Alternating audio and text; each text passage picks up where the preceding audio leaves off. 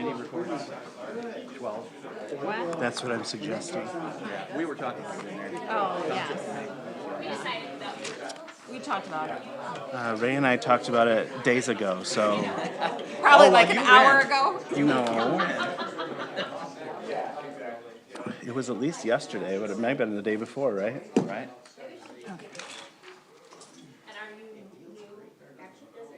Am I new action? He is putting it That was my under- nickname in college. Yes, new business introduction, Oh, you mean more, yeah. right? 14 AF. 14 AF, yes, introduction and discussion. Okay. It's funny to me. That's where the flag thing goes? Yes. So it's, yeah. I'm putting a big F, just so I know it's it. Well, I probably forgot it. Well, no, I did. Forgot how to make it a one. Thanks. Watch it, it's gonna start before you know it. Is it sexually inappropriate? Yes. even if it's not, so. Just lie. Oh, great.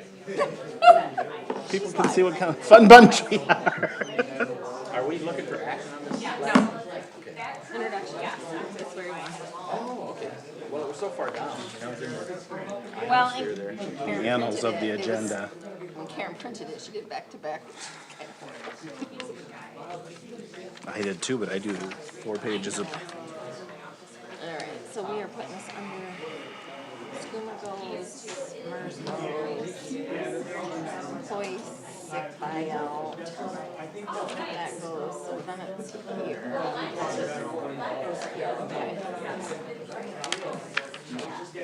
Okay, is everybody here? That's what I have. Does that look right to you? Voting there. Voting there. I think that's what you have. And then I didn't know if you were gonna vote for that one or not. Okay, yep, fine. Give you my shirt. I'm so cold all the time. I even wear it in the house when the wife says, I wear that all the time. I said, "Yes,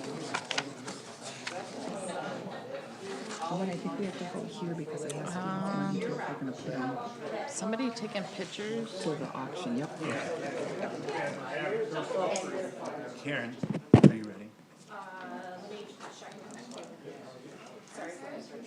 I mean, it looks like it's live.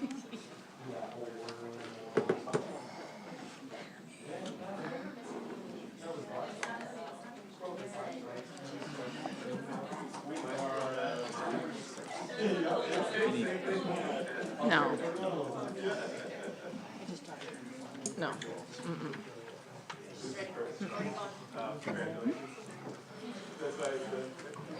Good evening. We're going to call tonight's meeting to order. This is the Bath Charter Township Board meeting for Monday, June 2nd. Happy Pride Month, folks.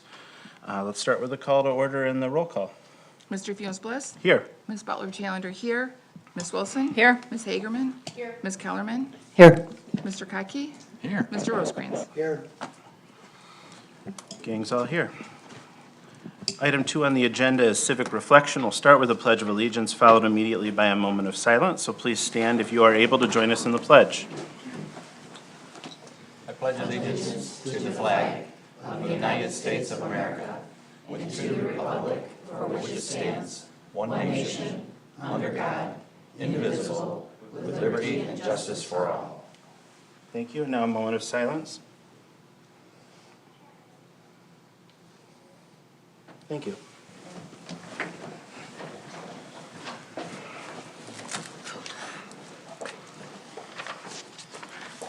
I was away at a conference all week last week, so apologies. My voice is a little strained. I'll try to speak up as much as possible. Number 3 on the agenda, and if you would like to follow along in the audience on the agenda, there are copies on the lectern, is the approval of the agenda. I know I have 2 potential changes, one from Ray to add the Friends of Park Lake Summer Solstice Report under item 12, Township Committee Reports, and a request from me to add under 14, New Business, A, items for introduction, discussion, letter F, the flag policy that we have been discussing for years. Anything else folks want to propose a change to? All right, well, if someone's interested and wants to put those forward, I'll make the motion to approve the amended agenda as written. I'll second it. we have a motion and a second to approve the agenda with changes. Any other discussion or questions? Hearing none, we'll take a voice vote. All those in favor say aye. Aye. Any opposed? All right, motion carries.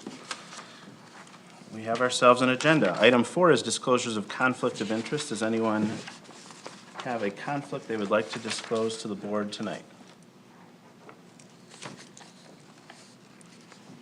All right, all conflict-free still.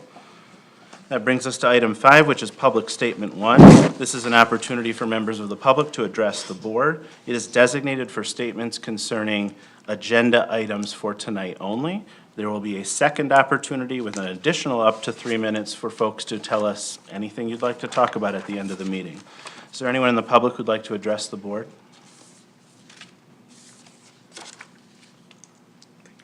All right. We'll move on to item 6, items for county, state, federal, and other agencies. We have a recognition of Bath Township Police Officer Bailey and Officer Belknap from our Chief Mardigan. Hello, thank you, board. When I first started here 23 years ago, Bath Township Police Department had a DARE officer, Kip Harmon. He was involved with the schools for many years. Due to staffing reassignments, the DARE program was phased out, and a new program called Teams was created, and that's teaching, educating, and mentoring. And we had the Clinton County Sheriff's Office do all the schools in the county, teaching the Teams program. In 2023, under direction of former Chief Smith and myself, we made a decision that we wanted to get back into the schools. Officer Bailey, he shadowed Tracy Barber, Deputy Tracy Barber from the Sheriff's Department for a year, and then then he went to the MSP course for Teams training, which is a 40-hour week, is that correct? Mm-hmm. And this year was our first full year back in the schools, and Officer Bailey has done a fantastic job with the students. We're starting to get that recognition from the students back to the police department. And so much so that Officer Bailey, he took it upon himself to do a mock drunk driving crash scenario at the high school prior to prom season. He, under very little direction from myself, he organized the entire mock scenario, which was attended by all the students at Bath schools, Bath High School. And according to one seasoned veteran fire department officer, they said it was the best that they've ever seen. So for Officer Bailey's work within the schools, I'd like to give this award of a department citation.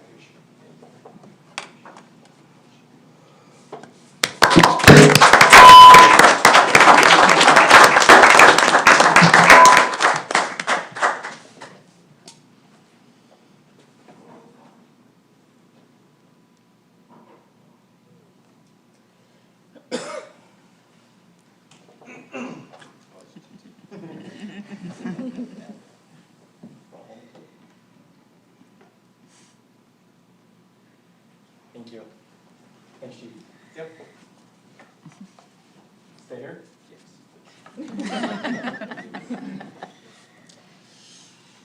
Officer Jacob Belknap. He is the second officer that the Bath Township Police Department has sponsored through the Police Academy. He is a Marine. He recently, last month, got off his FTO program and is now on solo patrol. And on May 15th of this year, Officer Belknap responded to the 8,000 block of East State Road for the report of a home being full of smoke. Officer Belknap arrived on scene and discovered 3 people were still inside the residence. 2 older people who were both wheelchair bound and 1 incapacitated adult male were inside. Officer Belknap, without regard for his own safety, entered the structure and evacuated all the residents with the assistance of DeWitt Township Officer Monica Robbins, who had arrived on scene later. For his actions, Officer Jacob Belknap is awarded this certificate of merit.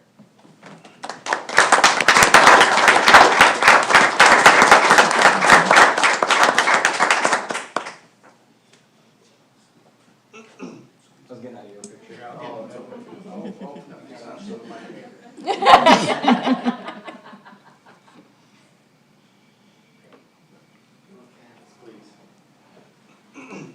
I'll stay. I won't sit down yet. Okay. Get in there a little bit. All right, I'm no Taylor, but hopefully that's it.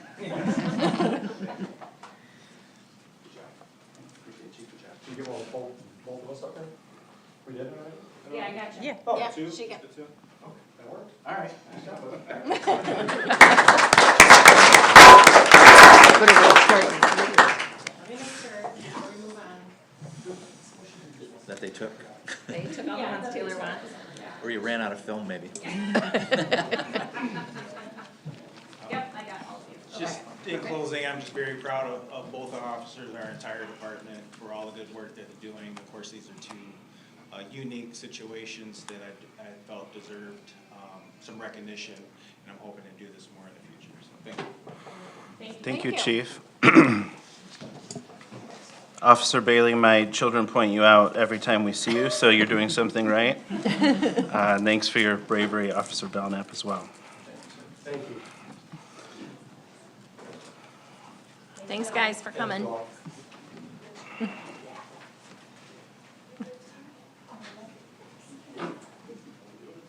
Watch out for the tail.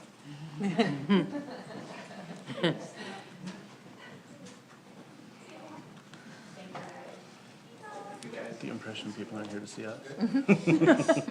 That's okay. All right, that brings us to item 7, the consent agenda, of which there is none. Item 8 is approval of the minutes. We have the minutes of the Board of Trustees meetings of May 19th, 2025. How would you all like to handle those? Does she need them separate? Oh, we can do them all together. Okay, I'll make the motion to accept the minutes of the Board of Trustee meetings of May 19th, 2025. Second. We have a motion and a second. Is there any discussion?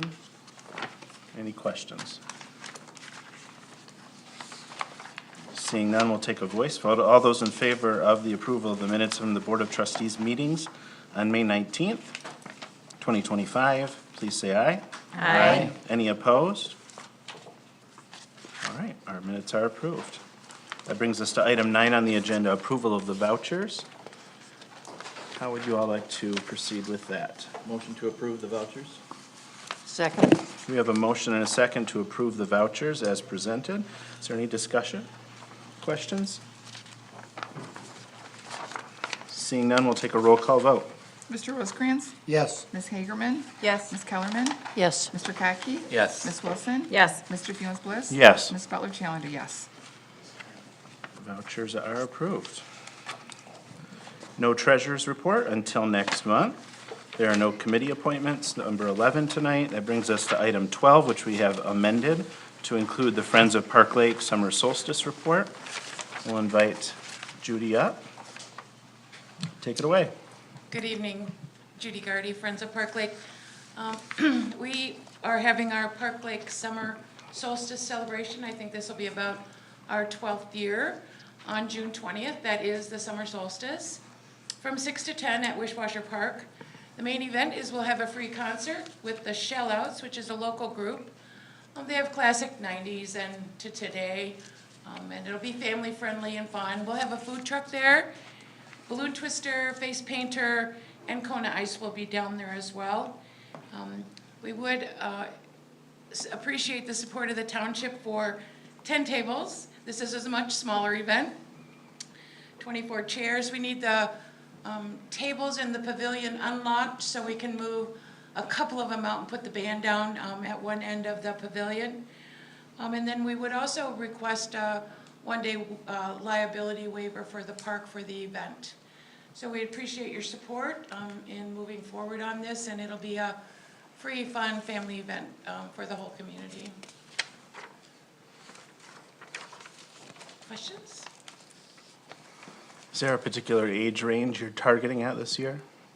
No, it'll be fun for the whole family, you know, with the balloon twisters and face painters and sidewalk chalk art and water art. And we just aren't doing a big extravaganza. We've had to cancel twice in the past 12 years, once for, well, both for weather.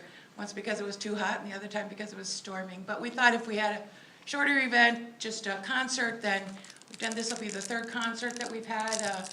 Usually 70, 75 people come down for that. I also was going to suggest, Ryan, that I know you're having a strategic planning professional in the community, and maybe it would be a place that if they were collecting surveys or talking to people, it might be something that they could attend. I'll share that with him, thanks. Thank you. Any other questions? Thank you very much. Thank you. Thank you, John. That brings us to item 13, which is unfinished business. We have no items for introduction or discussion tonight, but letter B, items for action, we have 3, starting with Bath Fest budget funding request. We have the chair of the Rec Advisory Committee here, Adam Montry. He addressed us previously. Do you want to add anything to that presentation? I won't add anything to that, but I will say that that band's awesome. I've been playing soccer with the bass player for almost 20 years, and we were talking about having them come to Bath Fest when we thought we were going to have a beer tent, so I'm super glad to see them. They're great. So. Are there any questions of the Rec Committee on the proposal for $10,000 to the Bath Fest to start their newly phoenix life from the ashes? All right, would someone like to put forward an action on that item? I'll make a motion to approve the request for $10,000 to fund the Bath Fest 2025. We have a motion, is there a second? Second. We have a motion and a second, is there questions, concerns, thoughts, discussion, murmurs? Just that I think it's a very good idea to bring it back and to put forth the effort. Appreciate that, Adam, with you and your cohorts to put forth all that effort. I know what it is because Judy is number one, but I've also helped with the Summer Solstice Festival, and that's probably going to be a lot tiny. You know, ours is a lot tinier than yours. Hopefully will be, but I understand the work that you put into it. So thank you. Karen, will we also need to do a budget amendment, or will this serve as the budget amendment? As indicated by the memo that I included, it is a transfer of $10,000 from the general fund to the Bath Fest fund, which I've enumerated there, but I think the motion was sufficient to cover. Sorry, I missed that the memo, action. it was way too long for me. I'm like, it's right there, Ryan. That It whole says budget one amendment. sentence. I really did miss it. Apologies. So we have a motion and a second. Other questions? Hearing none, we'll take a roll call vote. Ms. Hagerman? Yes. Ms. Kellerman? Yes. Mr. Catke? Yes. Ms. Wilson? Yes. Mr. Funes Bliss? Yes. Ms. Butler Challenger, yes. Mr. Rosecrans? Yes. All right, motion carries. Thanks. We're excited to see what you all do. Thanks for all your hard work. Thank you all. We really appreciate it. Thank you. Next up for items for action is the ambulance service agreement with Eaton Area EMS. Superintendent, do you want to introduce this? Thank you. As you indicated at a previous meeting when we discussed this service agreement, you indicated that you would be amenable to conducting the approval in one meeting, which I approve and appreciate. Thank you for your willingness to do that. I've also included here a recommended action to offer up a motion if it's helpful to whoever's doing that. This has been reviewed extensively, both by all of the managers involved in the four communities, that will be involved in this matter, in addition to Eaton Area EMS and U of M Healthcare. So it has been through several legal counsels, including ours, and we have adopted some of the recommendations that Chris Patterson put forth for us. And somehow we're able to find an agreement in all of this. So I think it benefits all of our communities. It's very straightforward, which I much appreciate in a legal document. I am told by my police and fire that Eaton area is responding very quickly and with care and great customer service. I'm told they're friendly. This weekend, there was a funeral in the fire department for a family, father and son that both serve us in dedication, and somebody responded from that event and they said, like, why are you here? Like, we've got this, and we were hoping that you would just be able to concentrate on what you were doing. So very heartfelt support so far in this community, and I really appreciate that. So far, nothing but good things are being said. Questions for the superintendent on the agreement? I just had one, question. Sure. I just wasn't sure on the wording, under number 6, subscription fees. Part A, in the second sentence, it says the fee is based on and proceeds shall be used to purchase. Based on what? Is it population? It is based on population Yeah, okay. of the partnering municipalities. That just read strangely to me. I didn't know if that word was supposed to be in there. Okay. It's based on the purchase of a new ambulance. Okay, so the fee is based on and proceeds shall be used to purchase a new Yes. ambulance. Okay, It is awkwardly Okay. worded. okay. Legal things that might I be wasn't missing sure, some is like a commas. comma supposed to be there, or just a word, or, okay, Excuse me, that makes more sense. I don't have a copy of it. I have the entire packet is last, Is it in your box? no, that's where I got this. Oh. There's one on the counter too. Grab the one Oh, on there the is? counter. I'll get it, I'll get I'll it, Karen. give you my copy. Thank you. April Fools. I'm more Wait, confused. did you come and take his stuff out of his box this weekend, Sherry? Me? No. Did you come in and get your stuff I out of your came, box? I came last night. So did you take it out of your box or his Yes, box? it said show color on it. I swear, I'm sure. Sorry, Ray, I don't know what happened. And why yours was the wrong one. Otherwise, I think this fee that's about $2 per person is a really good deal. I think it's 206, yes. Yeah. Yes. It's, I think it's a very good deal for the township. Thank you. And I agree. I also want to say that I liked how they actually, under provisions 1F, they actually say they're going to may bill patients, because that was an issue with the other ambulance, they weren't billing out. So I was glad to reports. see they actually may bill. Besides the insurance companies.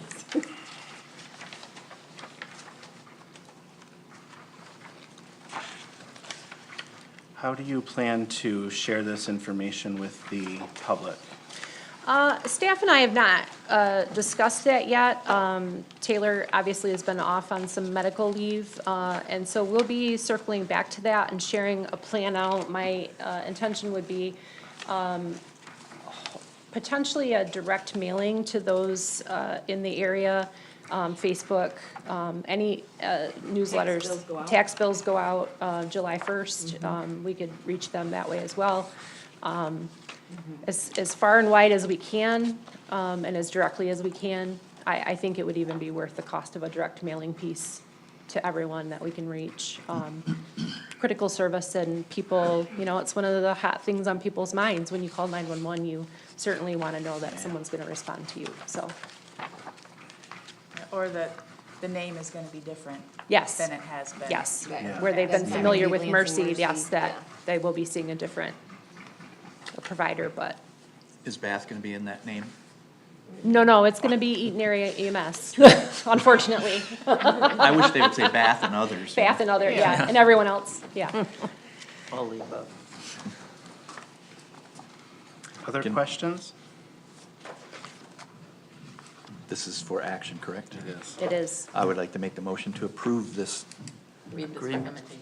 Right. Oh, I have to read it, okay. You get everything in there right. I was gonna ad lib. No, make sure you get everything in I there. would like to make the motion to authorize the execution, I don't like that word, of the ambulance service agreement between Bath Charter Township and Eaton Area EMS effective May 27th, 2025 through May 27, 2029. I'll second it. We have a motion and a second. Are there other questions or discussion? How did you all land on the 4 years? It is the actual cost, the contribution we are making is over a 4-year period. And that's what totals the amount of the ambulance. When folks call 911 in our southern tier of the township, we have shifted to not calling East Lansing. Correct. Since they are looking to bill us for that. Correct. Will that change at all? No, no. There is a preferred, I think if I didn't, I'm sorry, I thought I shared the letter with you of notifying Clinton County that we were no longer, would be with Mercy. They are aware as well as that we are not, our preference is to not dial East Lansing.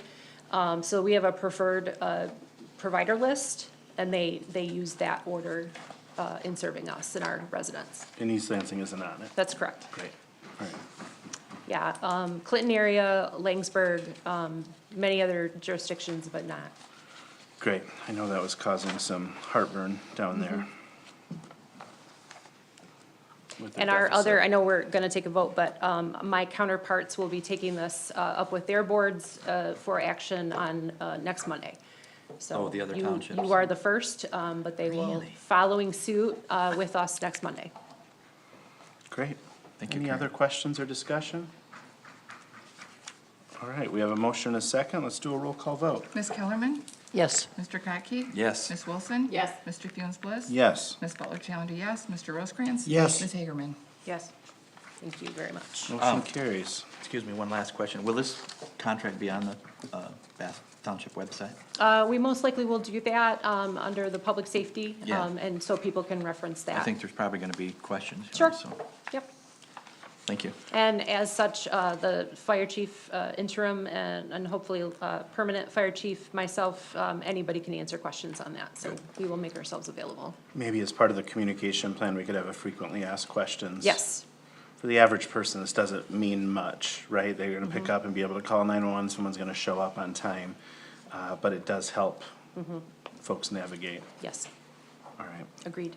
Thank you for your hard work on this. Yes. This has Thank you for your patience. really had its ups and downs It this did. year. Honestly, the packet, with you and I being unable to touch base as quickly as we had hoped to, actually worked in the favor of this getting on our agenda, so. Great. You're welcome.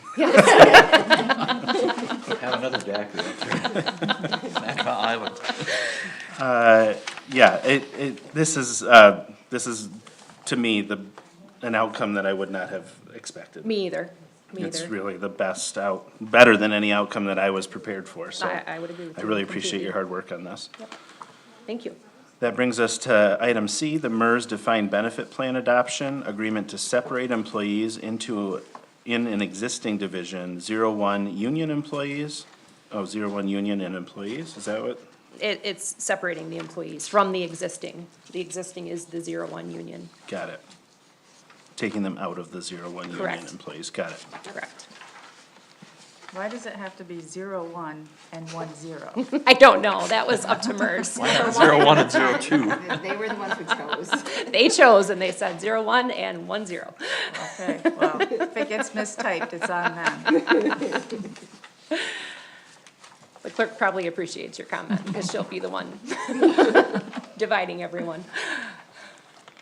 So we've heard about this already. Do you have anything you want to add to that, or do board members have questions? I do not, unless board members have questions. Of course, I would also offer Ms. Mills to make a statement if she wishes as well. I don't believe that I need to say anything further. I think you guys have been through the explanation. I think the superintendent's office has done a nice job facilitating that, and I look forward to helping you get off the ground with this if that's your choice. Now that this has been in the ether for the last 2 weeks, have you heard anything from staff who are opposed? I have not. That's a good sign. All right, if there's no other questions or discussion, someone want to move forward with a motion? I'll make the motion to adopt the agreement for the defined benefit plan to separate the employees in the existing division from union to non-union, to have two different divisions, I should say. Effective May 1st, if you will. Effective May 1st, correct? Correct. Second. All right, we have a motion and a second. Is there any other discussion? All right, hearing none, we'll do another roll call vote. Mr. Kaki? Yes. Ms. Wilson? Yes. Mr. Funes Bliss? Yes. Ms. Butler Challenger, yes. Mr. Rosecrans? Yes. Ms. Hagerman? Yes. Ms. Kellerman? Yes. All right, that motion carries, great. That's step one in our effort to do what we need to do. That brings us to the end of items for action from unfinished business. We're now on item 14, new business. Large A, items for introduction, discussion. Small A, 2026 SCUMA operating budget and 5-year capital improvement plan. And we have the SCUMA director here to address us.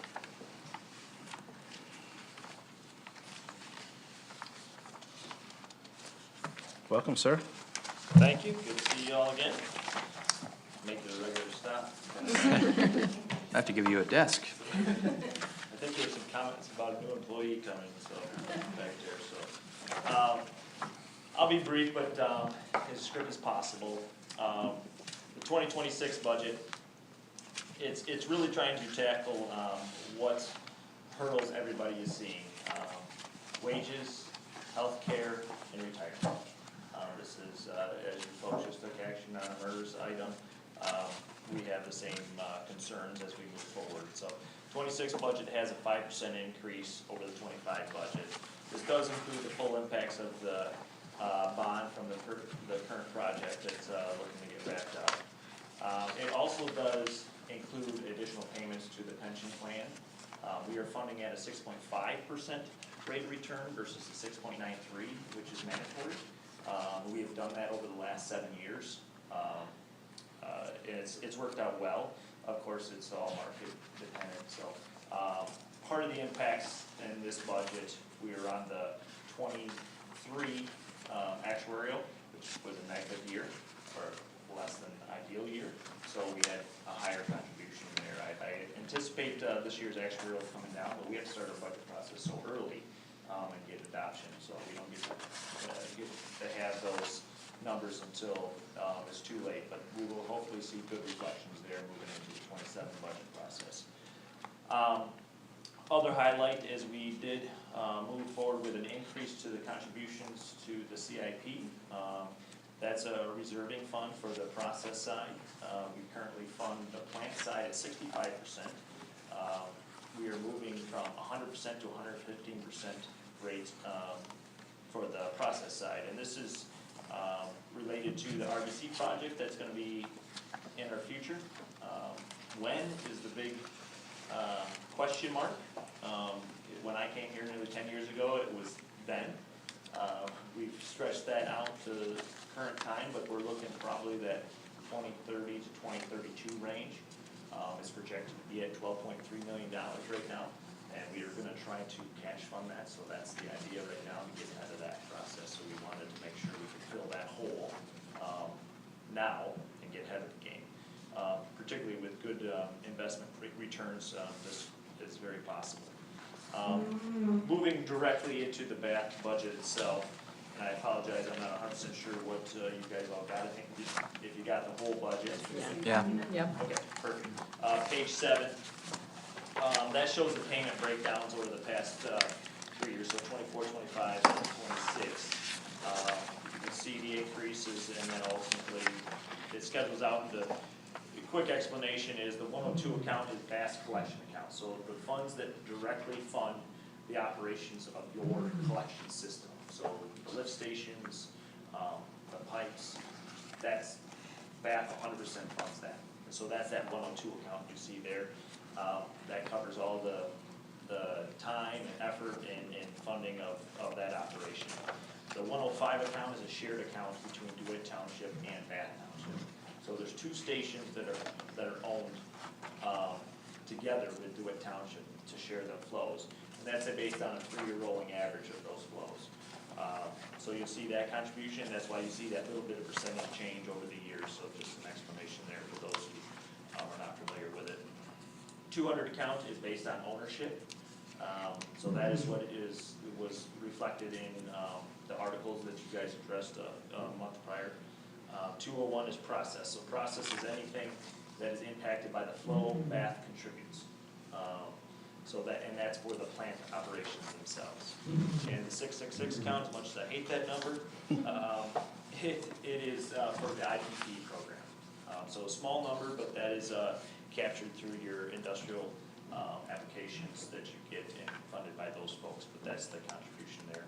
And you'll see the reserves accounts breaking down at 102, 105, 201, and 200. Those are the contributions to the reserve fundings that are held at SCOA. Moving on, we'll go to page, oh, I'm sorry, page 15. Oh, I'm sorry, wrong one. Page 13. That breaks down that 102 account individually, so you can actually see there. So as I stated at the start of this, salaries. So you'll see a contribution higher there. That's to cover the wages associated with operating the system. And the way we calculate this in is across a 3-year average of time spent in each individual municipality. So there's a little bit of fluctuation, sometimes higher, sometimes lower. The reason it's higher, particularly in 26, is anticipating the project on Chandler Road. So not only wages, but we anticipate more time to be spent on the Chandler Road project with the hopes that that does come to fruition. If not, those monies get returned, and that will be obviously part of the conversation in the next item. So you'll see that planning process there, and then of course, hospitalization, another big number that jumps up. That's 40% on the 102, but as it breaks down, that's shared across all municipalities. So even though it looks 40% there, it's just a recalculation of the time that's put there.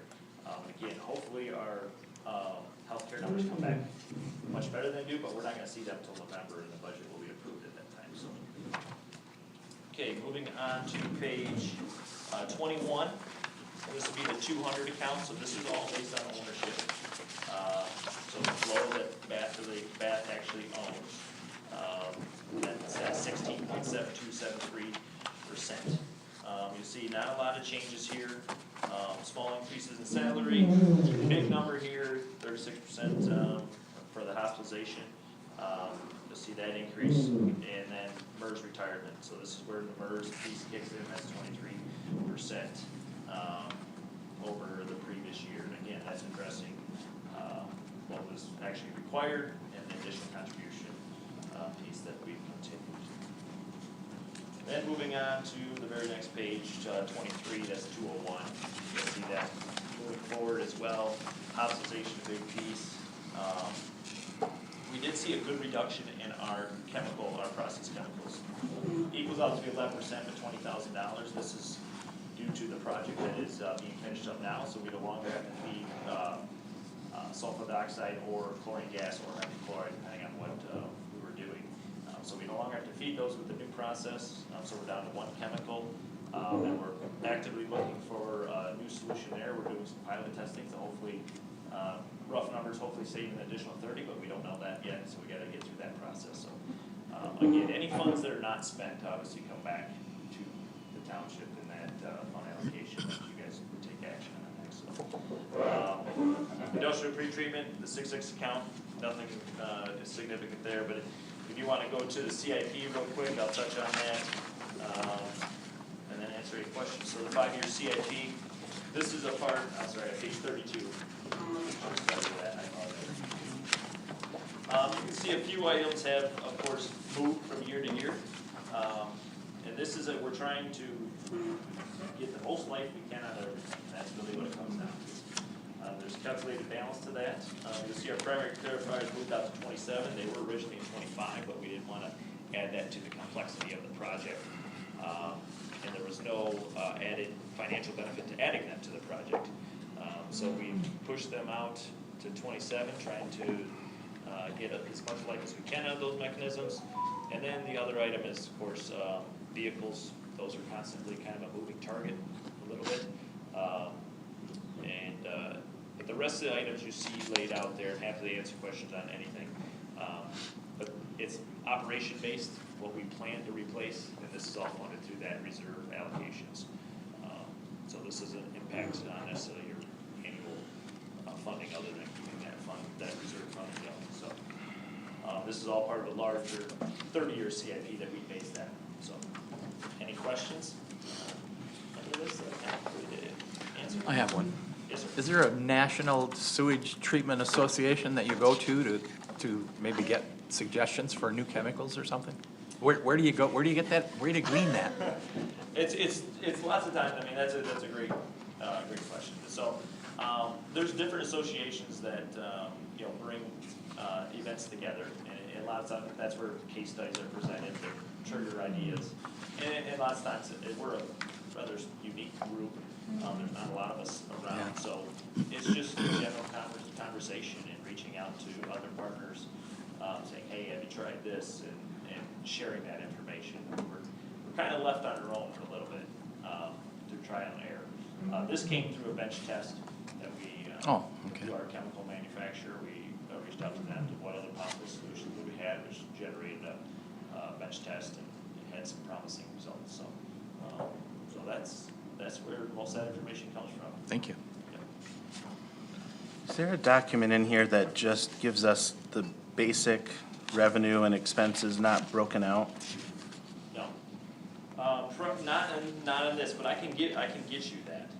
I'm trying to make sure that there wasn't there isn't. It's part of a bigger piece, but if you want to see what the revenue, it's just part of the tab of the budget. Well, we don't put that in this just because it's complex, but I'm happy to give it. Yeah, that would be helpful. It's hard to see the totality of it when it's chopped up. But it's also helpful to see it chopped up so we know which pieces are baths. Yep. Other questions, discussion?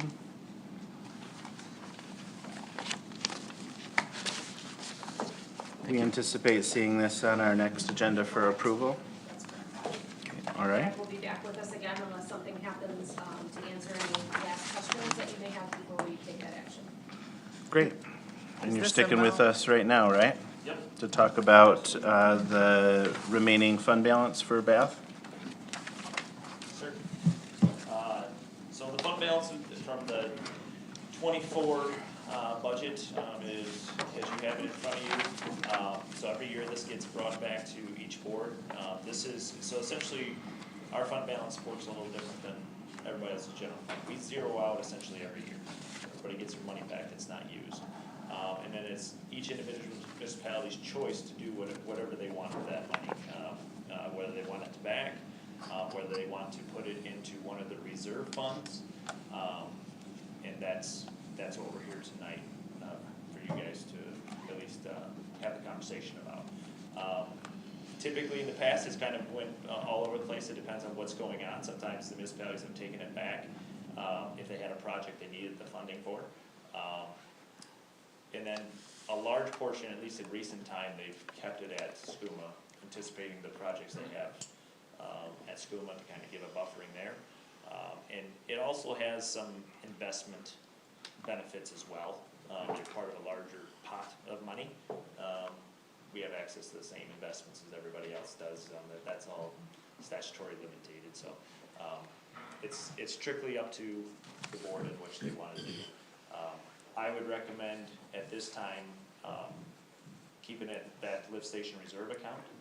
Right now you have just over 600,000 in there, but there's some large projects coming up. I know the township's looking at, and then you can access those funds at any time. By the way, so if you make that choice and you're like, no, we want the money back, we just need that information and you get the money back.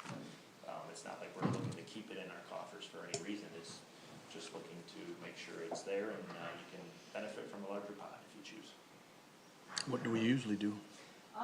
As he indicated, we have in past years, several years, we took it back and had it here. The past couple of years, we've left it at SCUMA, and I have used it for projects that you authorize here. You've had some replacement of generators and things, and so I'm able to utilize that money, just as Brad said, and just send him an email with the board's decision that it's been approved, and then I take it from those funds and use it that way, so. It's been both, but I value his opinion that it's useful to leave it there at this time. And we are looking at several improvements to lift stations and different things. So I value his opinion and would, if he recommends that, I would support that. Good. And you and Miles are on the committee, Correct. We are both on the board at SCUMA. so you're up to date. That's good. We are. Yep. Those funds can't move without, obviously, the rest of the board has no discretion in how those funds are moved, by the way, just for what it's worth.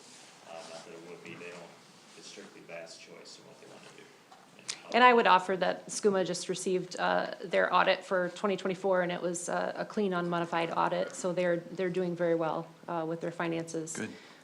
They used, our accountant that we use here for the township, they use as their auditor, so familiar business to both of us, so. Thanks. Thank you. This will be for your action at the next meeting as well. All right, any other questions, thoughts before we move on?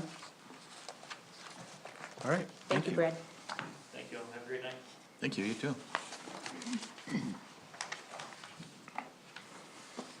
That brings us to item C, Peacock Road Tree Farm Class C liquor license application.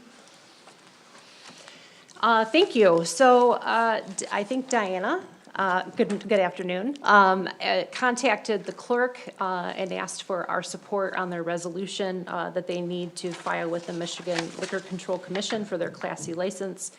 The process has changed a little bit over the years, and not having a roadmap, I involved some staff, including the police chief, who's still with us, Mr. Mardigan, and Beth Botke, our assessor, Miles, our planner, to talk about the zoning and the current business that's being operated rather well in our community, and understanding that the carpenters wish to improve their business and make some changes, which necessitates the Class C liquor license in a difference from the way that they've been operating with their events prior.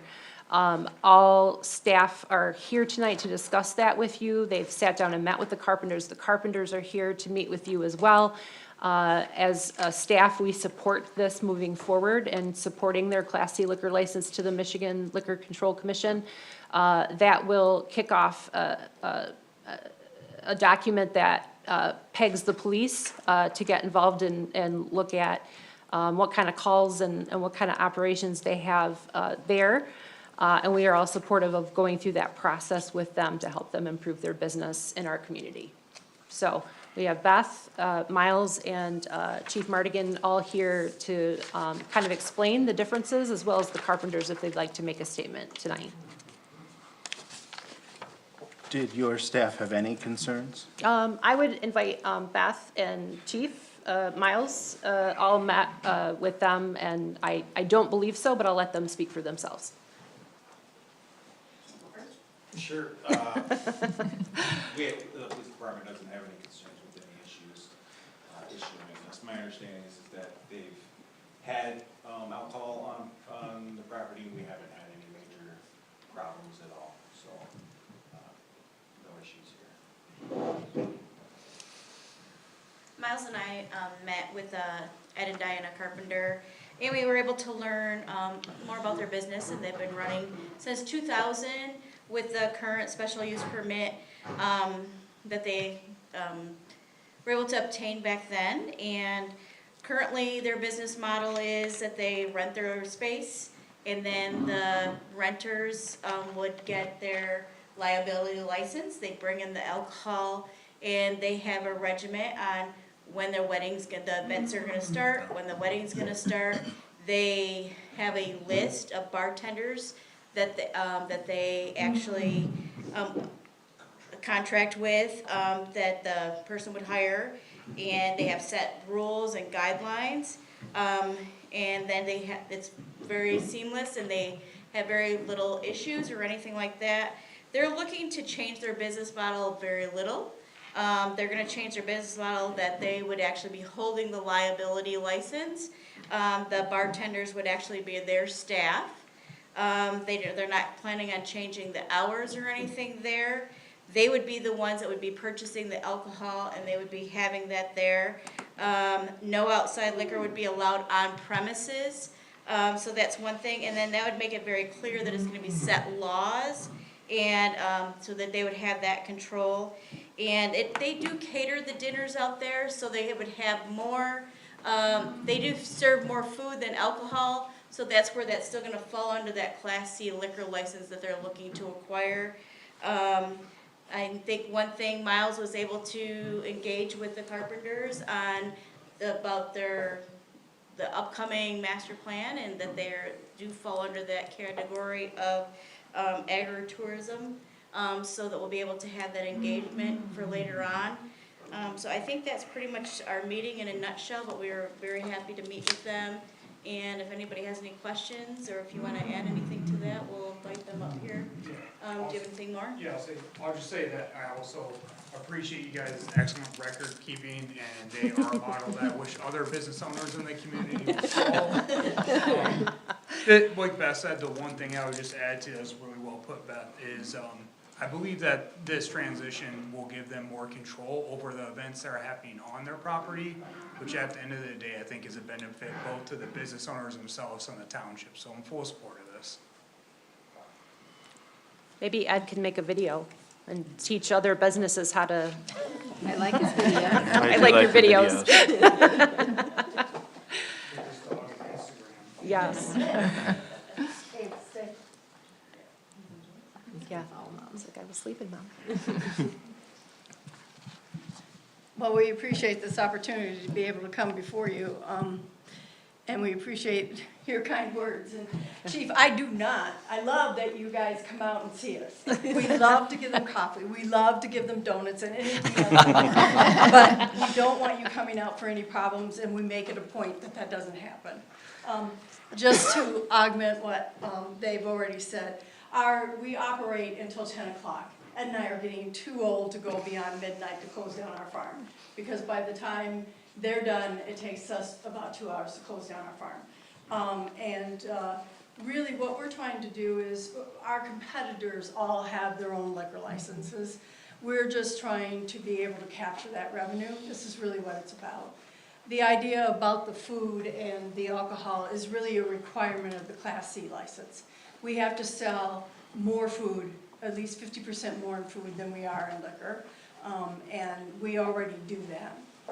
So we're just really trying to stay with our competitors, which happen to be Bengal Wildlife Center and Hawk Hollow and a few other people within Bath, and we've now are at a stage where we think we've got how to do weddings now that we've got about 500 of them under our belt, that we can now take on this new adventure of how we go about purchasing liquor, controlling that, how do we do all the things that will be required of us to do that. So this is really what this is all about.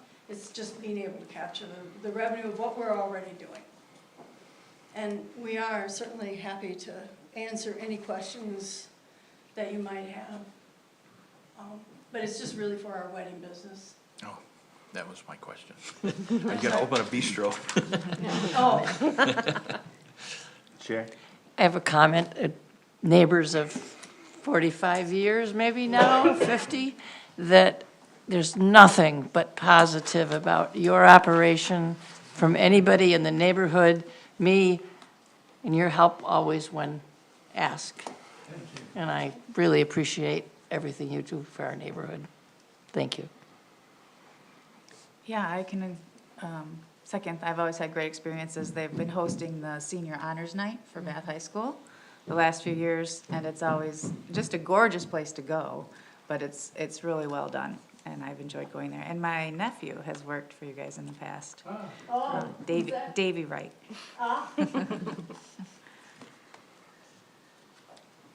Questions, discussion?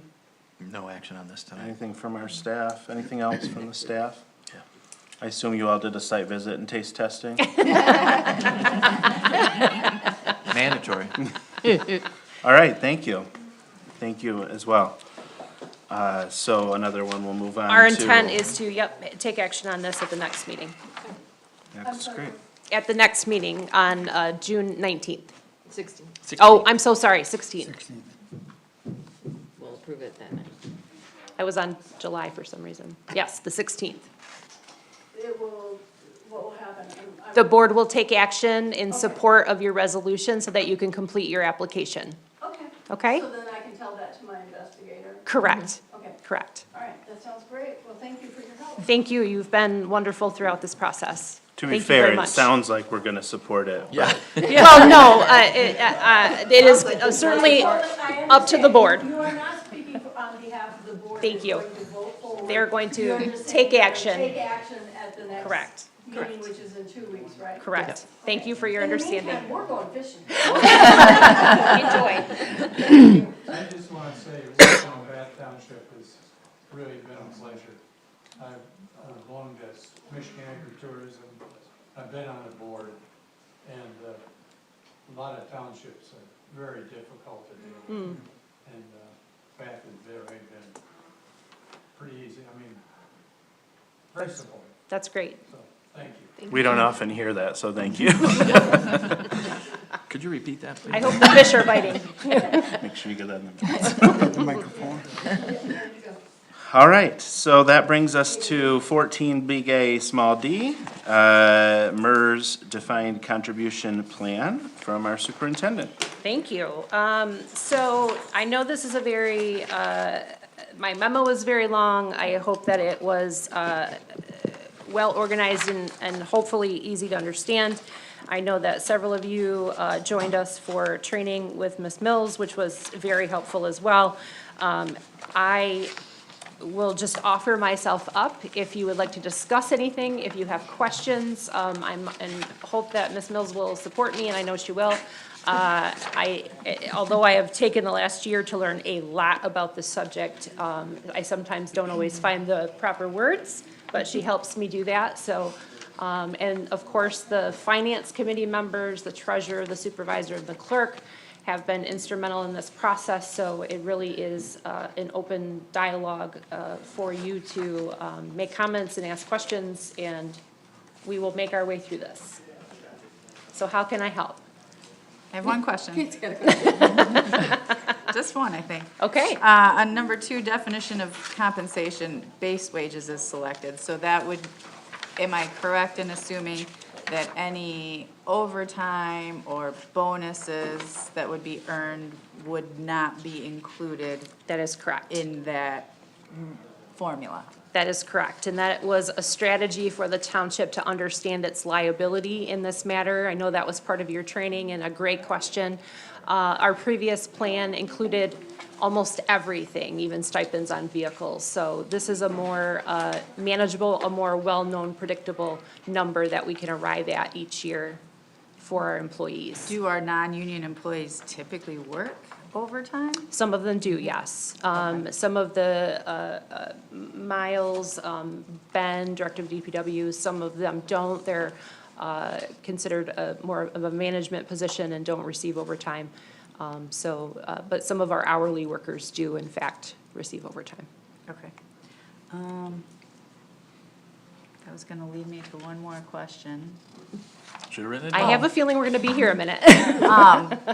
Training or information sharing, has Yes. that happened to these employees, or will it happen between now and in 2 weeks? It will So happen, if yes. questions arise, we would, So we that would were happen before we going to actually take host, Ms. Mills and I were going to host an employee session for everyone to understand the new plan. We reviewed that choice and decided to hold off on that until it was introduced.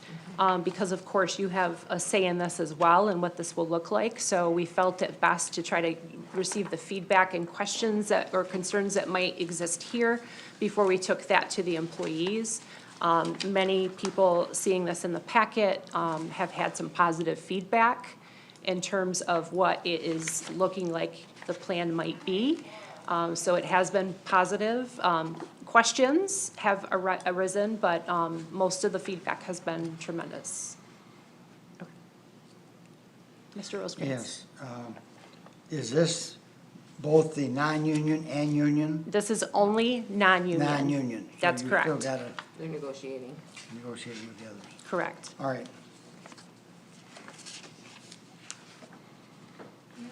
Yes, please. I wanted to follow up on Trustee Hagerman's question about how the impact essentially of being a base wage only. So for the benefit of those who maybe have not spent as much time as the superintendent and the finance committee have, just a brief moment to say, you know, what essentially you are setting up is what in the private sector you think of as a 401K. It is a different letter here, it's 401A. Special letters abound.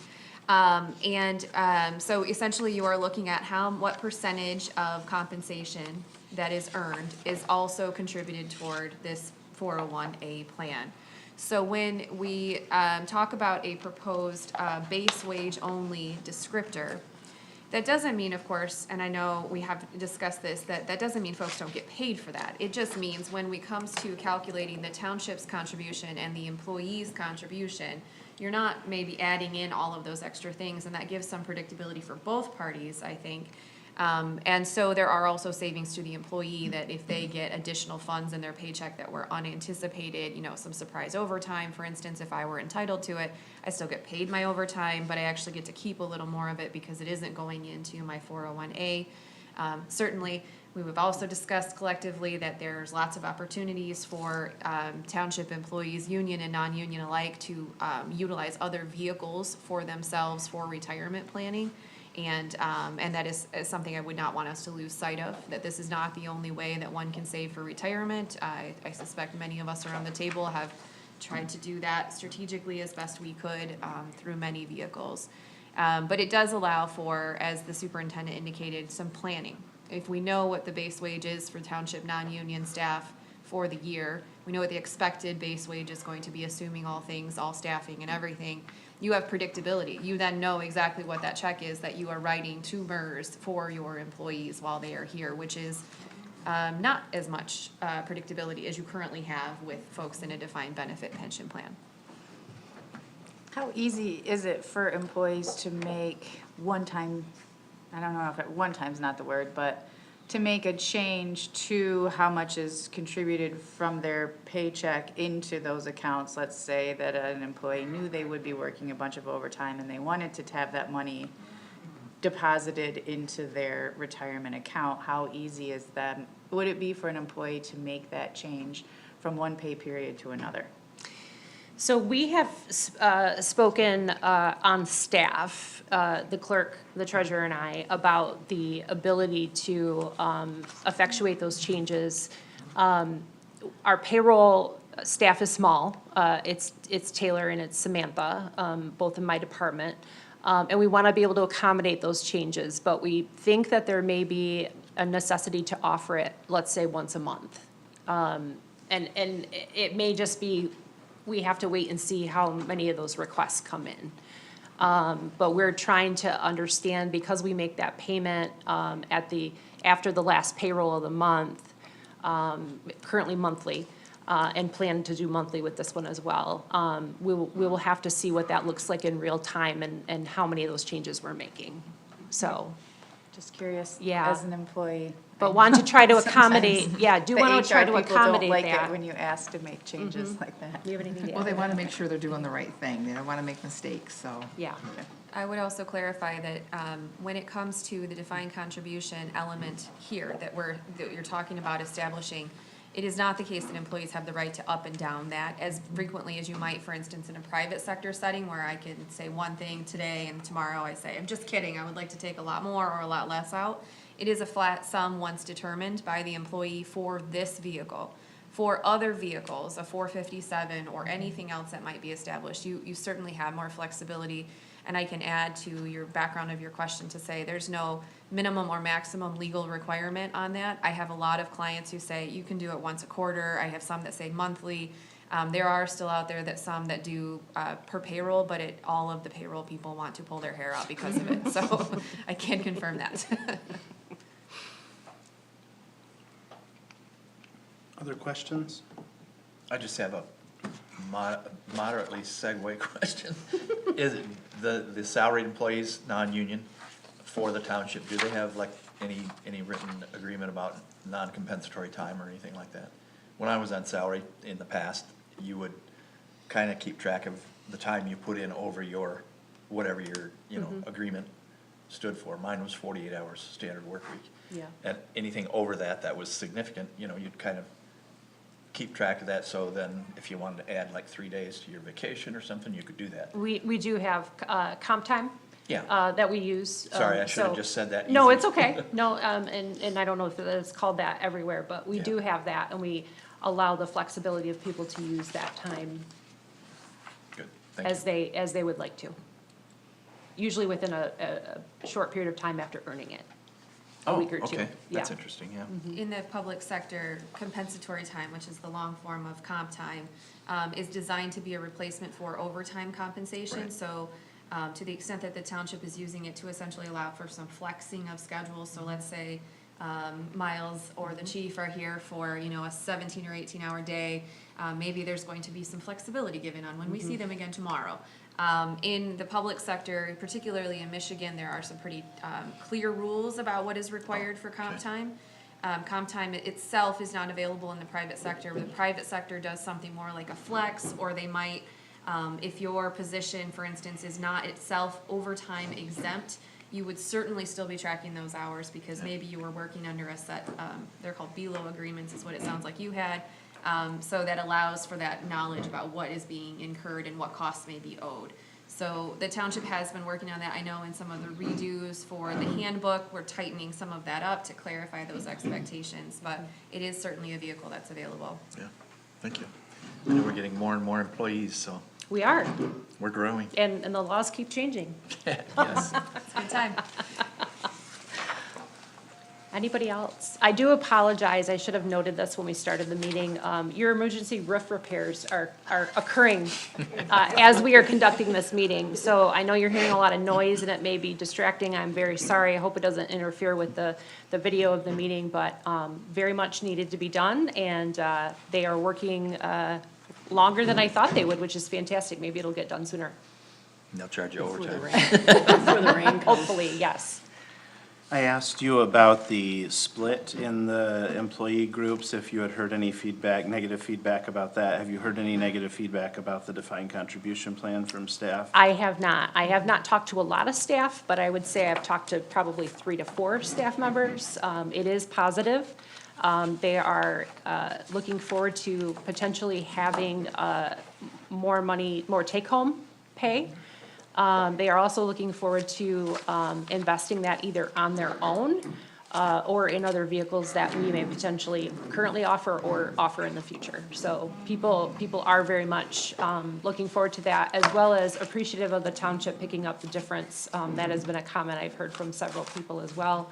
And that 20%, people are kind of saying like, well, I've lived without it this long, I might be able to continue to put that away for my retirement. And so I think people are looking at it in different ways. Some people need more take-home pay and some people would like to put more away. So I think it gives them the opportunity to do that. To that end, if it's all right, I would just like to note as a reminder for those who may be listening and not clear on some of the content of this conversation. The township has been preserving the employee's position at, I think, approximately 19.96% of their pay.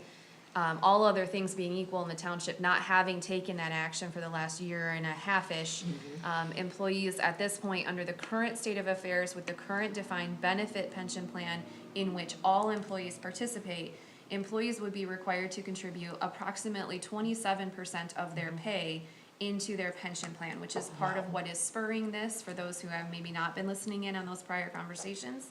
So they have been enjoying and appreciative, I hear this from the union and the non-union side, of the action this board has taken to maintain them at 19.96. 19.96 is still a substantial sum of money coming out of a paycheck. And I suspect that, as the superintendent has indicated, while many folks may like to enjoy a little bit more coming in the paycheck just from that, they are in fact looking for how do I continue to use that money to better my future position. And I think based on my conversations with the union representative for the POLC so far, they too are looking forward to that kind of conversation, perhaps not going in the direction of a 401A plan, but some other changes, and also very sensitive to the fact that their employees do not wish to pay 27% of their paycheck toward their pension. So the question becomes, who does? Who does want to pay that, and where will that come from? But that is a work in progress. Thank you for that. Lizzie, could you talk a little bit about what you've told the finance committee about how this will cost the township more in the short run, but save money in the long run? Yes. Because I think that's, to me, as a finance committee member and as a supervisor, was very compelling. Yes, absolutely. So, and I do think the superintendent's memo may speak to this as well. But if you think about for a moment, not ignoring because they're very important, but ignore for a moment the union staff because we are not talking about them today. But if you think about the non-union staff, right now they continue to be in a defined benefit pension program, which does not have certainty as to what costs are going to be for the parties right now, but provides a particular level of benefit when they're no longer here and they're fully enjoying their retirement. Those sorts of plans, you can't just make them go away. There have been funds invested for and by those individuals for their retirement, which are accrued benefits, and still will need to be paid upon. So essentially, there is a bill due and owing for employees who are non-union members to have their retirement paid to them at some point. So when there is a change to establish this 401A or whatever, if you want to still call it 401K in your head because it's easier, go for it. I might slip into calling it a DC or a defined contribution. We essentially freeze that benefit. We don't take it away from them. They have earned that benefit. There will be a benefit forthcoming. It may not be as much as they had anticipated, for instance, if they are early in their career, but there is still a bill to be paid. On the flip side, we have some employees who are very further along in their career and have earned most of, if not all of that benefit to this point. So when you start a new 401A plan, you still have the bills associated with those liabilities, which are the benefits that will be paid out under that plan that have been accrued. Those will not be paid out today, but you have to keep paying to ensure they can be paid out in the future. At the same time, while you have cut off the uncertainty of what gets paid into that for your non-union staff, you are setting up a plan by which you promise to pay a particular amount of employees' compensation at an 8% route is what is being discussed at this point. You know that's a math problem. 8% times total compensation is a much easier number. We know what it's going to be. But that means right now, for the near future, you will be paying for the defined benefit plan that has still a benefit accrued for those folks and benefits that they will receive, which is not a cheap thing to do, as you all know. That's why the contribution rates are so high across the board right now for the current plan. And you are adding in this new fund thing that you're paying for. Now, what that does over time is, over time, folks will come and go as you please, as we all have turnover on occasion. So what you don't have moving forward is the uncertainty of if you hired Kendrick tomorrow, Kendrick is going to come in, assuming a plan is approved, under this new plan. He doesn't have any defined benefit liabilities associated with him, and now you just know what you're doing is writing the check on a monthly or a quarterly basis for his 401, and that's the only thing you have. And over time, as folks retire who had that benefit from the defined benefit pension, you will continue to see that change, and you will get to a point where you no longer have to pay for those liabilities. You've actually closed it off. That will take some time.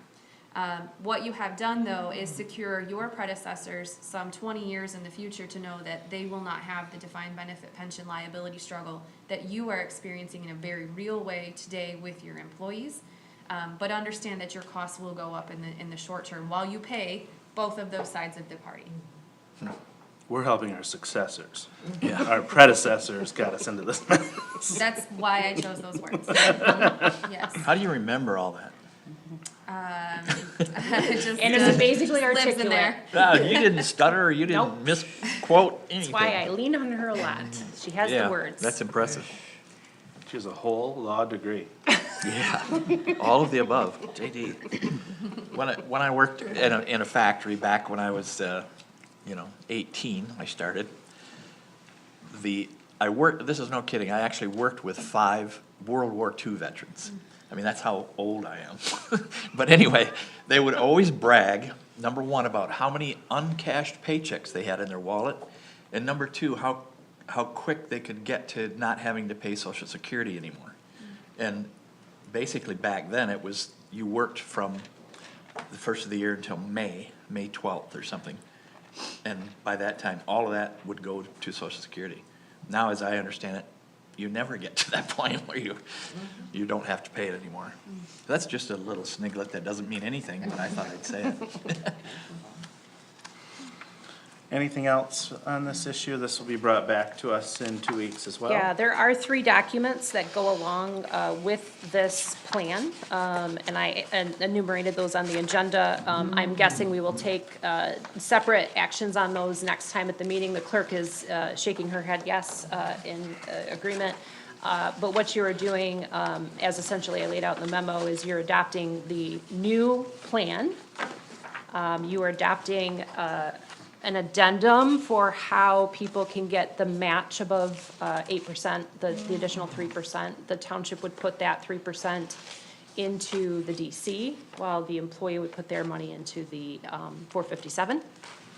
And then the last one is freezing the plan, the DB plan, the current pension plan, and effectuating that, what Lizzie was talking about earlier, of freezing that along with that liability. So your memo states that we're supposed to take action on this tonight, June 2nd. So we're not going to do that? I am. The first step in the process is what it states. Well, we did. Well, you did. You did. It was the separation. That had to occur before this could occur. Okay. So that was step 1. You've completed that now. Step 2 will come next, at our next meeting. Yeah, when you adopt the line that says when you- be acting Monday, June 2nd. My apologies. Yeah, If I miss. Well, I was just all anticipative of a new motion. Yeah, and we will, I would have provided it for you. We already did that. That was the I other will, note to you that, staff, worked hard with me after I printed the packets. The forms didn't print some of the selections, so staff went through and helped me hand enter those selections so that your forms were filled out. I thought it was critical for you to understand the selections and how that will impact your decision, at our next meeting. So, we will make sure that those are selected as well, in your next packet. Thank you. You're welcome, thank you.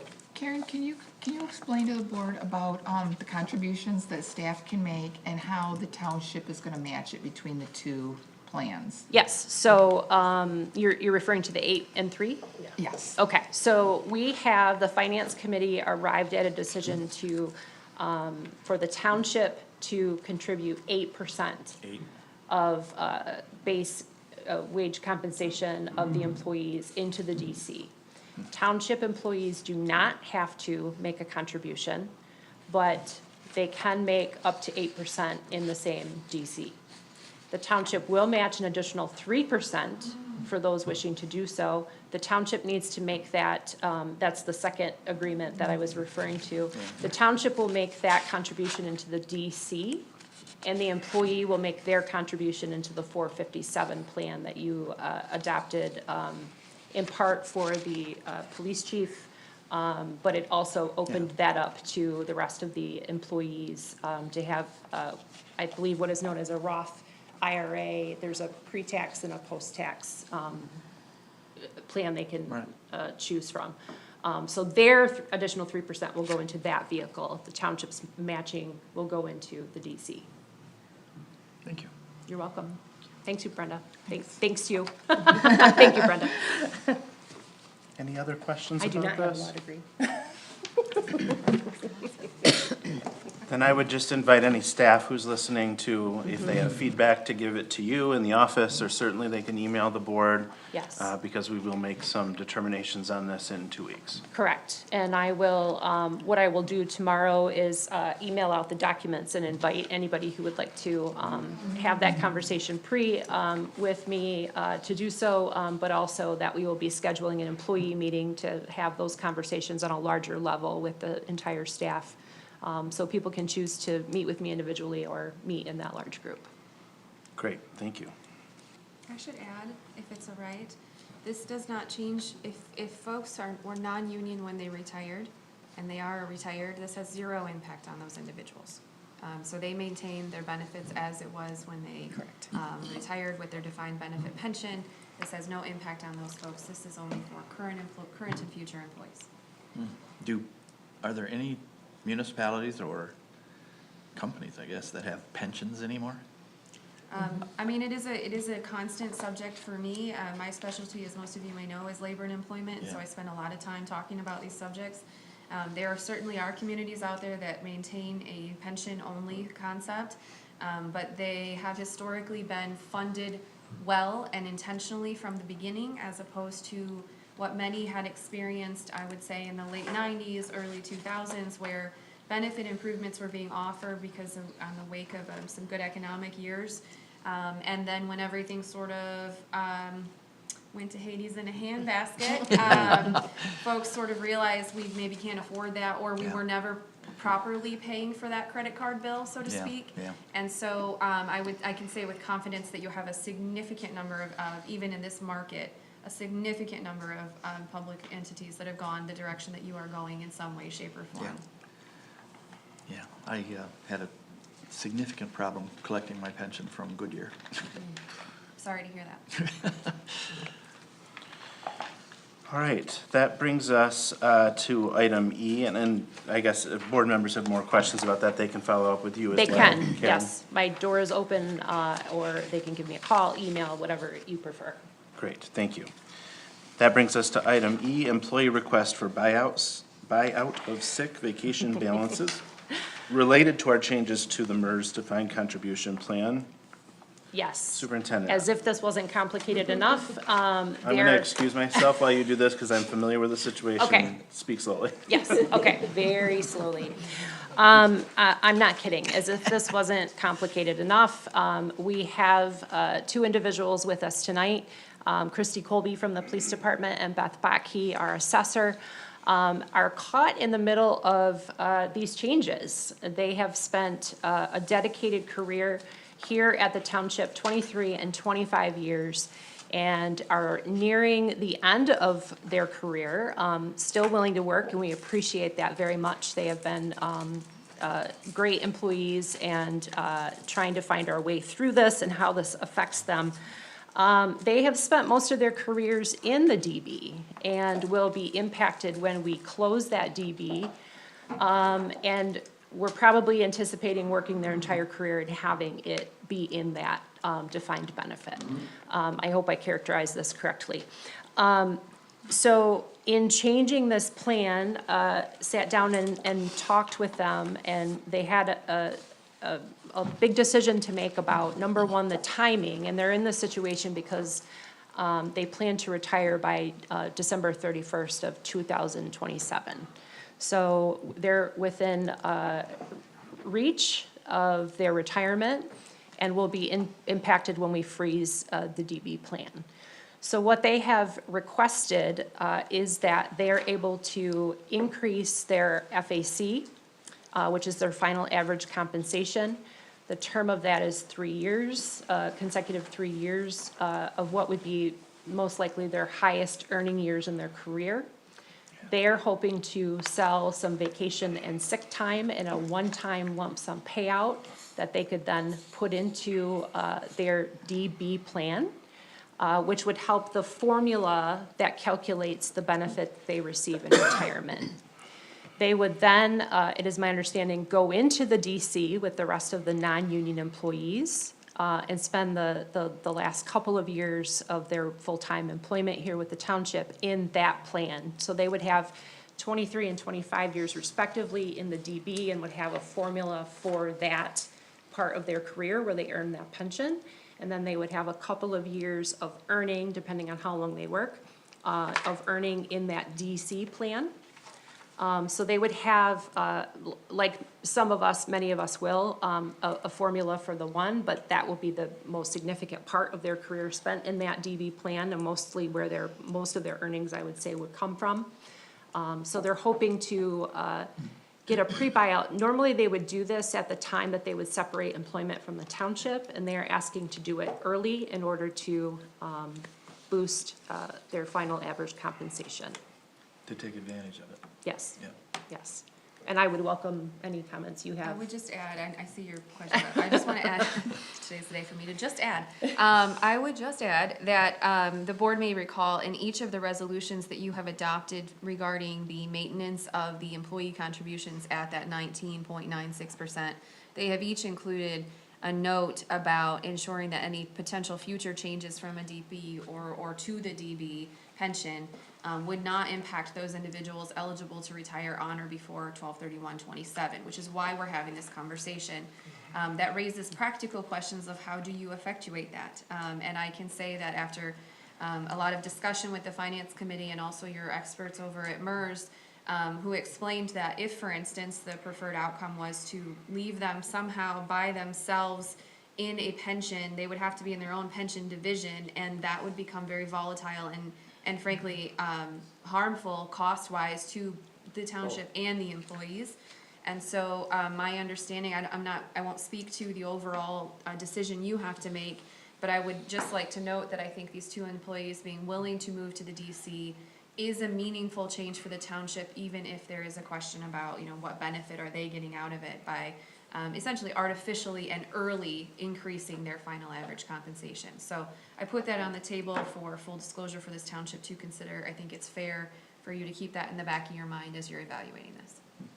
But the fact is, and correct me if I'm wrong, they've earned that, correct? The 23 and 25 They years of have. service. What they have not earned is the right to do it today. Right, or oh, in that's 2 correct, weeks. yeah, no, Yeah. that goes right on the paper here. Thanks. I understand the math of this, and I remember Chief Smith had asked us about this a while back, and he included some examples, some sample calculations. My only question or concern is that when this occurs, if this occurs, and those balances are significantly reduced, what would happen then if, heaven forbid, those employees then had a situation where they were needing to draw an extended sick leave or some sort? What would they do in that case? So they will continue to accrue sick time, and neither one is depleting their bank. They have both been, I would say, conservative and responsible, as they always have been as employees. They have these balances because they didn't use their, I would say, misuse their time, and we appreciate that. So they will continue to accrue sick time per pay period or per month. And they will as well continue to get their yearly vacation bank. So they will continue to get that PTO, but they are choosing to early buyout. So Yeah, they're taking that now. It's just, you're always hedging your bets on what you're gonna need in the Correct, and we future. discussed, there could be a need for FMLA, Family Medical Leave Act time. I think both have carefully considered and left themselves with a cushion. My understanding is they both have quite the amount left. Yes, I mean, I think it's a risk, in seeing how they chose, I believe they both chose enough to contribute to that FAC, but also leave themselves a cushion should they need it. So they're just losing the benefit of those hours they're leaving in their cushion. Correct. Will they then get cashed out for those when they do actually retire? It And just wouldn't go into their FAC calculation. Any payments that they get once the defined contribution goes into effect is then subject to whatever the rules of the defined contribution are, and there's no FAC to be considered. So they may get a payout, but it wouldn't necessarily go into any sort of retirement plan. Right, okay. So we wouldn't be shutting off their payout at the end of their actual employment. Subject to whatever the township's policies are in effect at that time. So that would be governed by the employee handbook, which dictates how much, if any, of sick or vacation is paid out. which they are also caught in the middle of that changing as well. I think it's no secret that we've been working on the handbook with legal counsel, and we are in the final stages of that changing, and those rates are changing as well.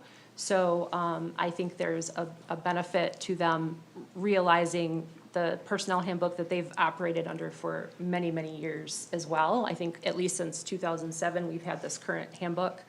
And that the recommendation of legal would be lowering the threshold for sick and vacation buyout. So I think it affords them the opportunity to take advantage of that as well. I had one other one. Is that something that comes before the board? It will When the come before the time board. comes? Yes, it will. Yes. What will come before the board? The personnel policy. The entirety of it. Yes.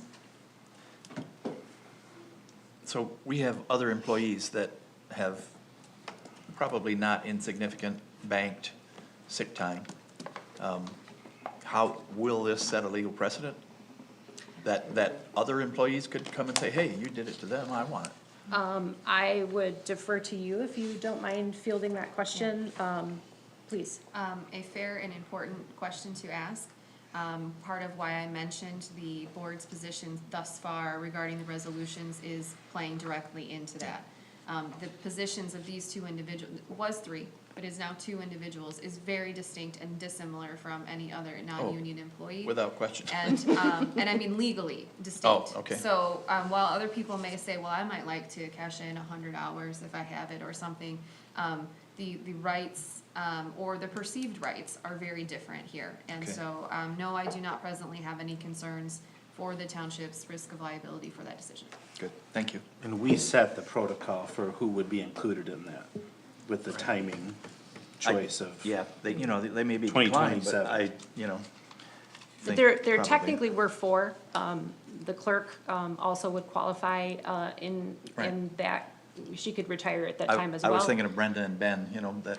Ben No, no, Ben's at, I think, 9 years. I thought he was yeah, here I'm at- considerably more than that. No, I'm at 13, I think the clerk's at 15, but tells me she's not nowhere near ready to retire. So Gary, made some choices about his employment and Right. to go ahead and leave us while the DB was, still, intact and nothing had changed. Sure, I remember that being So this is a quick very, decision he had to make. this is a very, specific, case to these, ladies and. And the Okay. current chief has, already been settled, right? Hmm? I mean, the current, I think you mentioned earlier, 23 years. So I think he would certainly be within that same range, but we already figured all that out. Correct. Okay. His contract, already addresses the potential changes. Okay. So. Action? No? No. Discussion. Okay. All right, that brings us to new F, the flag policy. I distributed to you a draft, I will say, of the flag policy. If you recall, 2 Junes ago, this board took action to declare June Pride Month and fly the progressive pride flag for the month. Last year, the board decided not to do that in light of not having a flag policy. Legal has given us an opinion, which is not in your packets, but can be shared with any of you board members who would like to see it.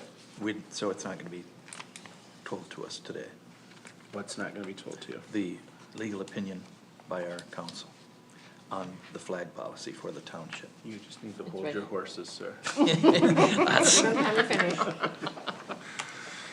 So, the legal opinion outlines what our friends at the Supreme Court have decided around flags, and there's a couple of options. We can, sort of option A, say we're only gonna fly the flags that are hanging out there all the time. The flag policy is we're not flying anything different. Option B is that the public could express their First Amendment rights by requesting us to fly a flag. So the Lions Club, for their 100th anniversary, could ask us to fly their flag. The local LGBTQ group could ask us to fly the pride flag. In that case, we do not have the ability to limit their First Amendment rights. So that means when our friends, maybe not friends, maybe our neighbors who are in the KKK will say, folks who exist, say they want to fly that flag, we would not have the ability to control that speech because we have it open for all people. Everybody.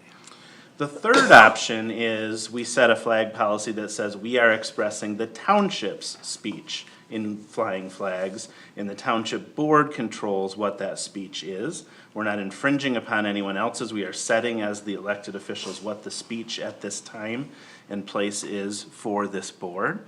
And board members and also members of the public could request of the board the right to fly a flag on the flagpole, and the board would decide whether we wanted to do that. That does mean we pick and choose, so that we could say yes to the Lions Club and no to the KKK, or in some weird world, no to the Lions Club and yes to the KKK. That's not how I would vote, but that would be something this board in the future could do. So it does require us to make some decisions about who we want to be as a community, but also leaves that open for future boards and future months or future time to make those decisions as the world and the board changes. So what I have provided to you is the legal counsel draft, sort of option 3, for us to have a flag policy and for the board to use the flag policy as expressing the board and the township's speech, not individual or the public speech, and that the board would decide what flags fly and which flags do not fly, which could be none, it could be all, it could be pick and choose. So that is what I have presented to you, again, drafted by the legal counsel. We can discuss this, we can ask questions, folks could advocate for option B or option A as well. My particular feeling is that we should be able to make decisions, including hard decisions as a board, as they come to us, to express the township's support of people, groups, timeframes, you name it. Did I miss any, because I am not a lawyer who does not have a full JD, did I miss anything in that interpretation? No, I think that was very well done and a very excellent summary of the opinion that was provided and the recommendations included therein. And if board members are curious, the Supreme Court decision that is being referenced was called the City of Boston, and it came out in 2022. So there is a United States Supreme Court opinion directly on point pertaining to the issue of flags at government buildings, and that was the City of Boston. That case, the city did not have a policy pertaining to flags. They would take requests, people would come in and say, hey, can you fly this? And a lot of the times the answer was yes. And then in one particular instance, the answer was no to a particular group, and that group thought that didn't seem right. If the flagpole is open, the flagpole is open. And in that decision, the United States Supreme Court made it very clear that in that case, the City of Boston's error was not having a policy and allowing it to be driven by private individuals making the ask whenever they wanted, making any decision that you make specific to the content of the flag. You're making a choice which you are not allowed to do pertaining to First Amendment rights.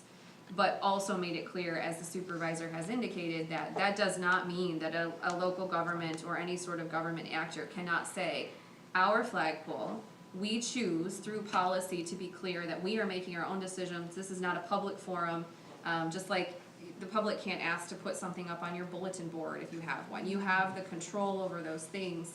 And so I think that was well stated, and I'm prepared for questions if there are any. Thank you. Question, go ahead, Kate. Just remembering to last year, I think part of the rationale that was provided for voting no was that if we said yes to this, then we'd have to say yes to everything. And having this policy in place would not tie us to that train of thought, correct? In fact, what makes the policy specific to this Supreme Court ruling is we don't have to say yes to everything. Action tonight? No, sir. Golly. You are a man of action. Next week, 2 weeks. Take care of business. Right, 2 weeks, you can make lots of action motions. Brenda. Can we also see option A and B also? Or the other 2 options? You said there was 3 options? Can we Yes. go ahead and see all of them? There is an option B example that legal has written up for us. There's no option A, which is basically no policy. We're not flying Okay. anybody's flag. Okay. Okay, thank you.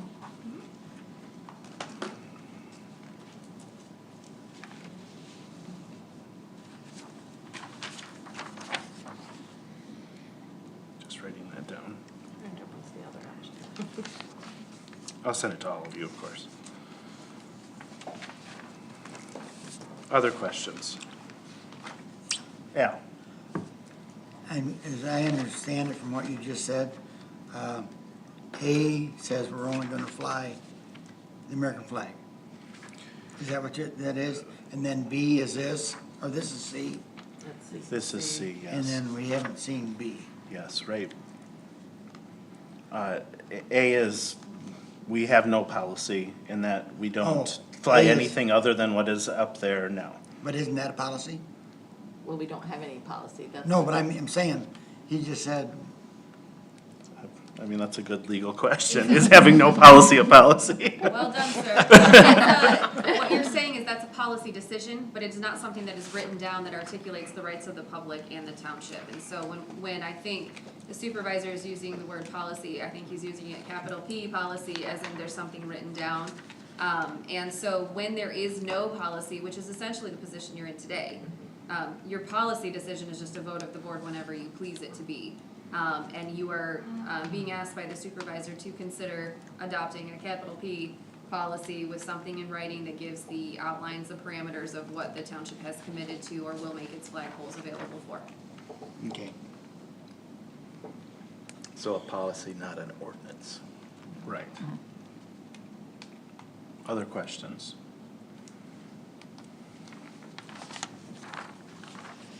No action. No action. Still no action.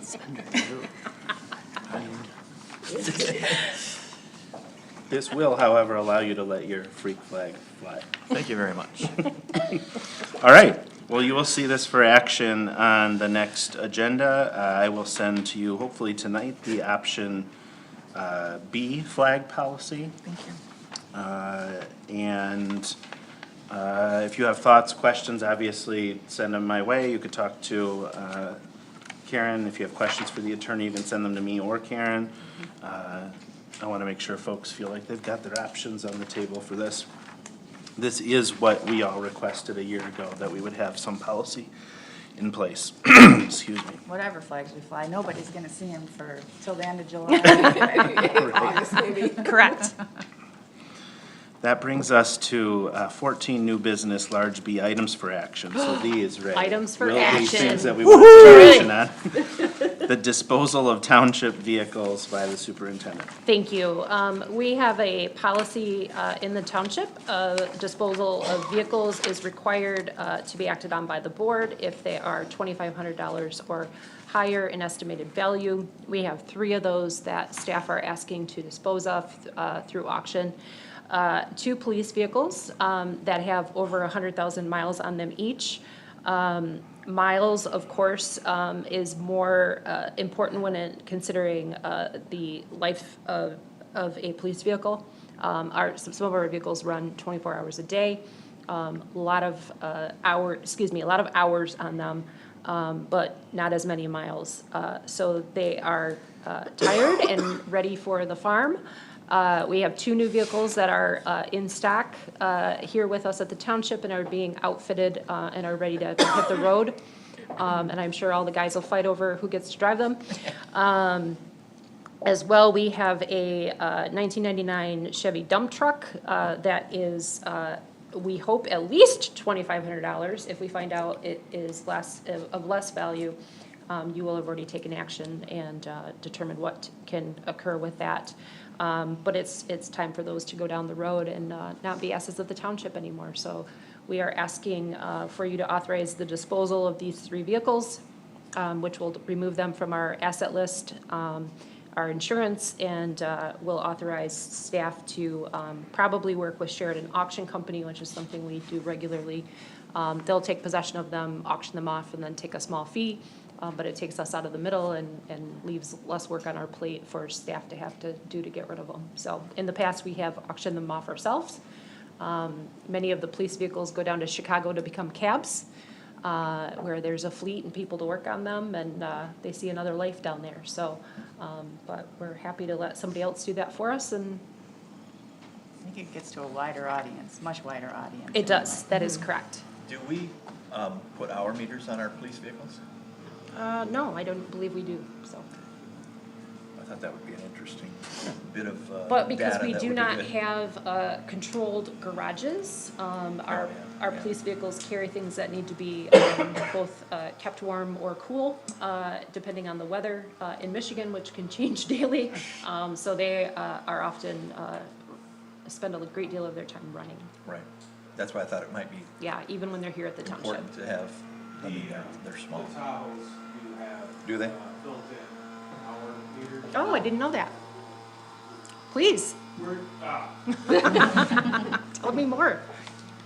the hours are very high. They're north of 30,000 hours for 4 years, so. Wow. They're running.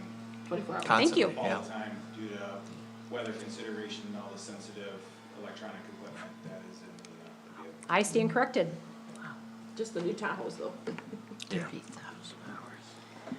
I noticed SCUMA was gonna spend $40,000 on a Ford Explorer. Maybe you could get them to switch to a Tahoe. Give you a and deal, huh? Save everybody some money.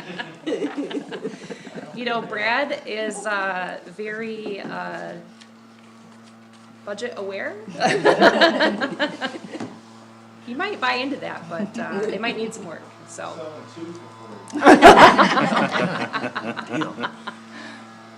Other questions? Or anyone ready to take action? I'll make a Ray? motion. Go, Ray, Brenda's sorry. going, Brenda's already Sorry, going. Brenda. It's okay. She got me. I'll make a motion to dispose of the 3 township vehicles. I'll second it. So we have a motion and a second on approving the request to dispose of the 3 township vehicles as provided in the memo. Any other questions, discussion? All right, let's do one last roll call vote. Mr. Funes Bliss? Yes. Ms. Butler Challenger, yes. Mr. Rosecrans? Yes. Ms. Hagerman? Yes. Ms. Kellerman? Yes. Mr. Kotke? Yes. Ms. Wilson? Yes. Thank you. Thank you. That brings us to the end of our items for the evening. Next up is item 15, which is superintendent's report. Thank you.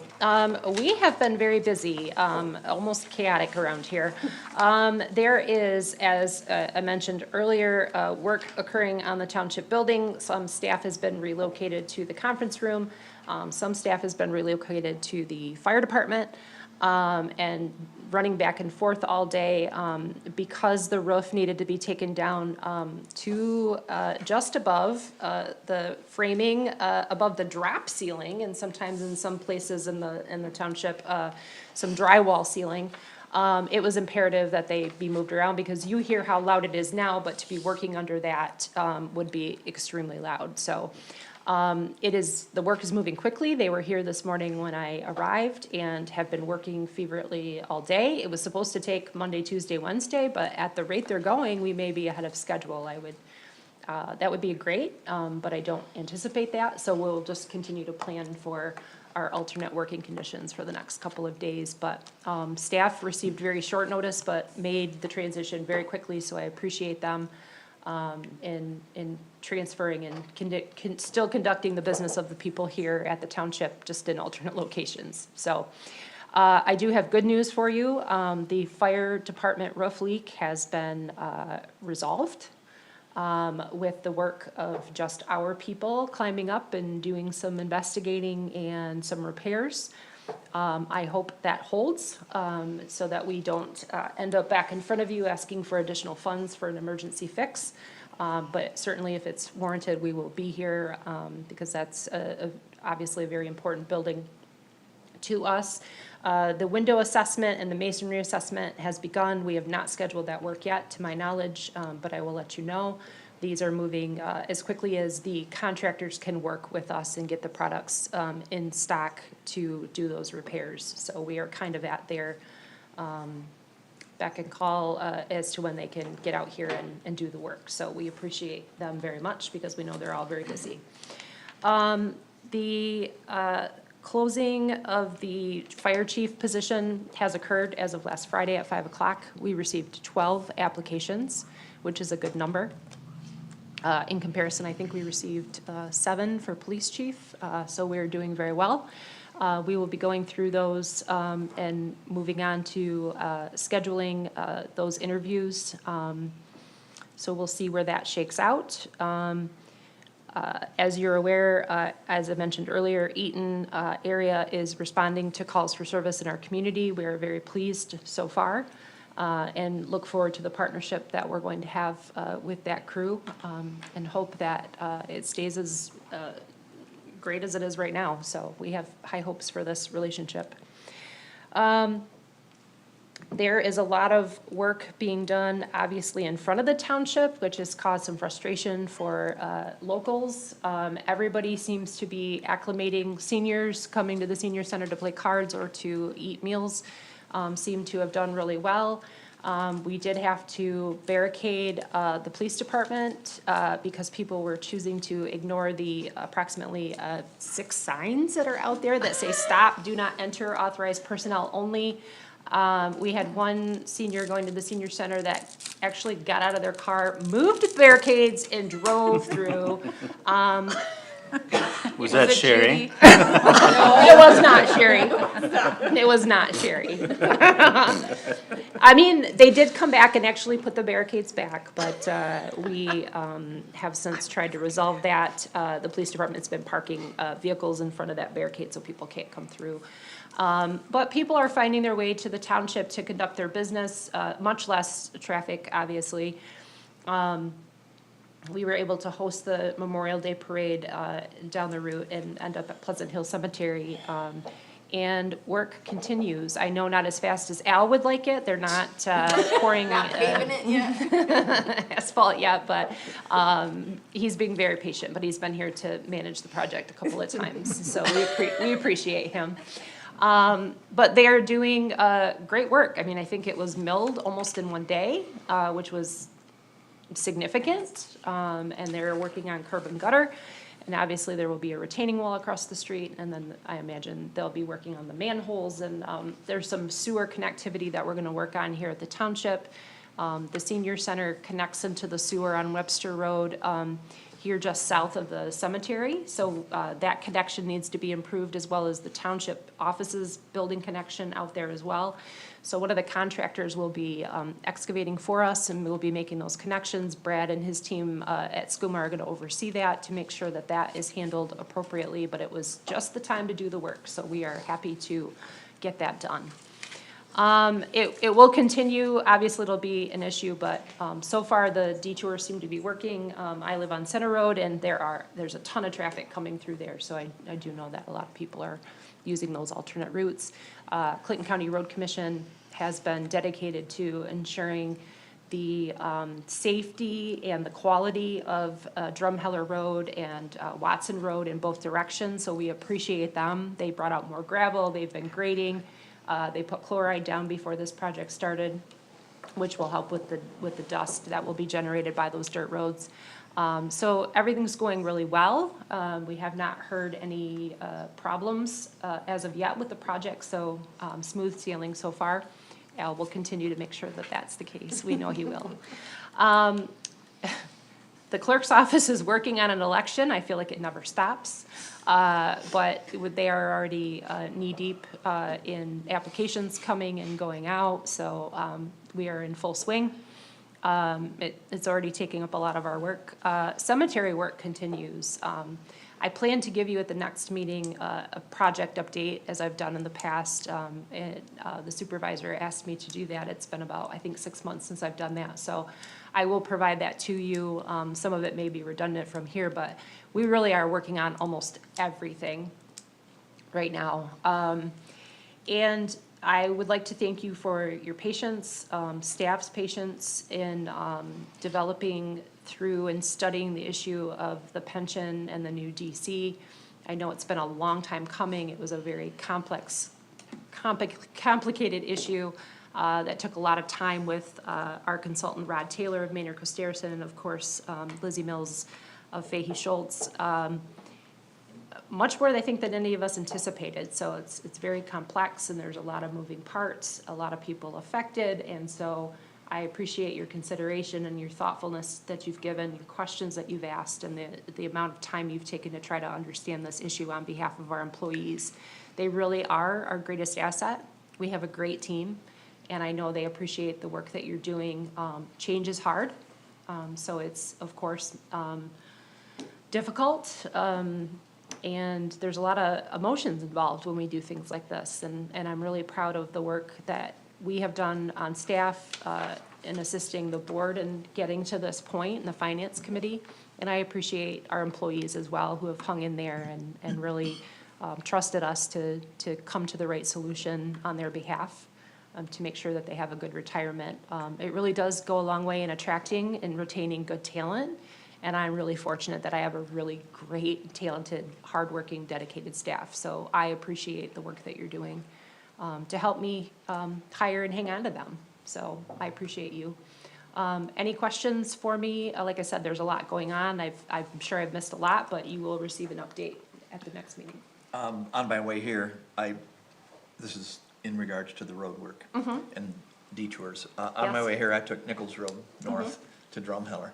And that intersection right there, there's grass about this high. Okay. And you literally, I mean, people go, they go 60 miles an hour down Drumheller. They do. And when you nose your way And up, it's, you and have it's to. narrow, it's Yeah. that end of the Drumheller, because I take that way frequently, is very Right. narrow. So if we could get somebody to mow that grass, Okay. it would be the southwest. That is a perspective I haven't considered, because obviously I'm going through. I was really Drumheller. surprised. It's gotta be almost 6 feet high right there. Call already went in today, Karen. Oh, thank you. Thank you. Yeah, staff has been fantastic. I mean, almost every staff member is fielding feedback, complaints, and we're all working with the road commission, and they're doing a great job. So we'll make sure that gets taken care of. I'm sure Mark and his team are probably already over it, Right. all over it. And if they're not, I mean, our DPW crew could also Right. try to do something as well to help That's why I them thought out. I would mention it to you So, thank you, before I forgot appreciate, about it. I do appreciate that. Yeah. It helps everybody, and we certainly want people to be safe. In full disclosure, when I came in tonight, I went over the bump. And I moved the barricade and got in here. But I looked around first to make sure nobody was Wasn't watching me. me, but then I remembered there's a camera there. Sorry, Sherry, sorry. Our police chief, I'm you just innocent. admitted it. You just admitted it to the police chief. Yep. Ticket him. Follow the signs. But thank you to staff too. All of our staff members are fielding calls. I mean, people have been, from the first morning, Monday morning, people, saying they couldn't get through to their homes.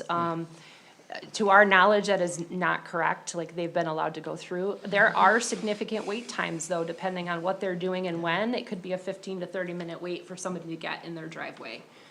So it's very possible they were told they couldn't get through at that moment. And I'm not saying anybody lied, but it's very possible in the confusion of the first morning that they were told they couldn't get through. But we were assured by the Clinton County Road Commission that police and fire services would be able to get through there, as well as those that live in the area would be able to get to their homes. So we're making every effort to make sure that those things happen. Please. Is there any update on the progress of the sidewalks over the marshy areas by Hunter's Crossing? No. I guess I don't know what you speak of. Are So, they not? like, the sidewalk is poured and then it stops and there's grass and then it starts again. Area that was gonna go wood and that what we said no, it needed to be concrete. It's- Okay. They had to re-engineer. Okay. So we will follow up on that and just touch base with the road commission and the engineer. And hopefully I can follow up with you on that, to see what the schedule might be to getting back out there. Okay. Karen, Yeah, can you thank let you. us all know?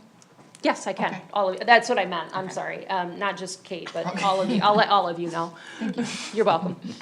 May Kate also be waiting to pour that until Consumers Energy can move? There's at least one light pole that's in the way. it's Yeah, that there's a corner utility It's that pole. corner one okay. that has to be moved. Miles and I were talking about it today, so we have to wait. And Good maybe luck they're on just that. I think waiting for we them to had move it all the 3 same feet. time. See, and that's why I Okay. think That they're waiting. conduit needed to be moved, but then they were Yep. gonna do that in wood. But we Okay. said wood in March wasn't gonna go, so we wanted it in concrete, so we okayed, but I don't remember how much it was. It takes a village. I knew that specific spot was tricky and had Yeah. gone through a lot of revisions, but. Yeah, I'll reach out and If you were give wanting you all to an walk update. from Hunter's Crossing to really anywhere else on the sidewalk. You have to wait for a little bit still. It stops. Okay, so we'll follow through on that and hopefully get back with some timing to the board and let you know. But thank you for your question. Yeah? Yeah, I know it's petty, but, and I know we saved probably a couple trees, but it's been. It was my what, mistake. 9 I know what you're years. talking about. Using both sides of paper, I I know. realize that's economical, but, No, it was I was left alone. I'll tell you, it's hard when Taylor's not around. She really is the other half of, or probably the whole part of my brain. So I had to do some things by myself. So I apologize to you. every time you do this, think of me. I know, I will. Thank you. I actually had to print mine out again because I had to put it in my binder, so I'm sorry. I didn't get one, so there you go. You're lucky. I got last meeting. Any other questions for the superintendent or anything the superintendent wants to add to us? Thank you. Just thank you for everything. Thank you for your work. All right. That brings us to item 16, which is public statement 2. This is an opportunity for those in the public to address the board on any topic that they would like to discuss for up to 3 minutes. Is there anyone in the audience who would like to state to the public statement to the board? Christy Colby, Peacock Road, work for the police department. First of all, I want to say thank you for considering mine and Beth's ask for the benefit buyout, cash out, whatever you call it. And one of the main reasons is that after July, there will not be a chance for FAC. It goes away with that, so that's why it was really important for us. Thank you. And secondly, the flag issue. The only thing I ask while you're thinking about that is, could it, if you choose to do it, could it be a separate pole? I like to have the flag, the American flag, on our own, or maybe, you know, the Michigan flag or whatever. So if you do, maybe just consider that to have some, you know, a separate pole. I think would be maybe a happy medium. And thirdly, congratulations to our officers, Bradley Bailey and Jacob Belknap. They both are such great officers. I just love them to pieces. They both go above and beyond. Bradley's been there for what, 6 years or so? And Belknap's just coming in, and two really great officers, and I was really happy to see them get the acknowledgement. They all need acknowledgement, but it's nice to see it, you know, here and there when it is. And whenever we go anywhere with Bradley, it's the kids just love him. I told him he was like Justin Bieber, and I didn't think he appreciated it. Thank you. Thanks, Christy. Thanks, Christy. Other members of the public want to make a statement? All right, I'm seeing nobody. That brings us to board member comments number 17. Sherry, you want to start us today? I just wanted to say I've watched Officer Bailey work with the kids and show them what handcuffs were, and I was just dumbfounded at how great he was, the kids, and making them feel comfortable that maybe they won't be the one that'll shoot an officer somewhere sometime. It was just great. Last year, I think it was, but it was super. So. Thanks. Ray? Well, I have a couple of things. Hopefully, a lot of you know that my last name is Kotke, K-O-T-K-E. My whole life, I've had a problem with people mispronouncing my name. And I don't know if Beth does, but hers is a lot more easy than mine because it's a bot. But anyway, we don't have a Chief Mardigan. We have a Chief Mardesian. And I would like you all to look at he's got it emblemized right here. But everybody calls him Mardigan. And I know, just like myself, I'm sure, you get really tired of correcting people over your lifetime, you know. So, and I actually know somebody with the last name of Mardigan, so they're probably angry as well. Excuse me? It is Mardigan. It is Mardigan. It is Mardigan. I thought it was Mardesian. No, Mardigan. You told me wrong. You set me up. No, I'm just. He accepts it, whatever. Yeah, my bad. Here, I was trying to, you know, help you out. If in doubt, just say chief. Yeah, just chief. Okay. And I said the Nichols and Drumheller thing, so one last thing is we have a Wiswasser Park, not a Wishwasher Park. There are no H's in Wiswasser. I've heard that somewhere. Yeah. A gentleman who used to be on this board used to exactly. say that a lot. But I've heard that so much, Wishwasher, you know. It's not. But anyway. Do you wash your clothes? On occasion. Actually, there's a load going right now. I have to go back and put it in Jen? the dryer. I would also say congratulations in the recognition to Officer Bailey and Officer Belknap.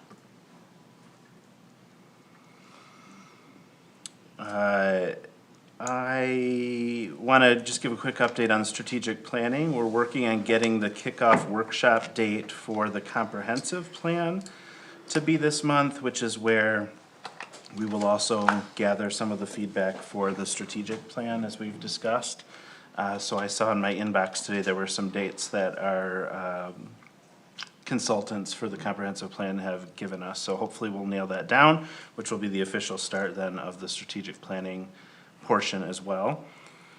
I want to also say thanks to the officers. It's great to have folks in here that we can recognize. And I'd love to see us, once we get a fire chief, to do the same for our firefighters, and I'm sure there's lots we could do for our general staff as well. I mentioned I was at a conference last week. I was at the Mackinac Policy Conference, and it was very interesting. It's sort of where the policymakers of the state come once a year to talk and see each other, and it was very interesting.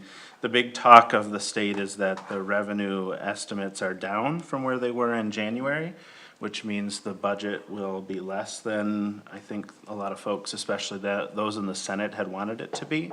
So we'll see some reform there. A lot of state and federal legislators were there, and I got to listen to them talk about what they're hoping for the state and what they're hoping for the country, which was interesting. Both of our elected leaders were there, Senator Singh and Representative Cernoglu, and I was able to talk to both of them about what's happening in Bath, which was a nice opportunity. I also had a chance to grab Senator Anthony, spiritually, not physically, to talk about the Chandler Road funding that we need. Senator Anthony is the chair of the Senate Appropriations Committee. One of the benefits of going to this conference is it's very expensive, and so elected officials can't afford to pay for their entourages to come.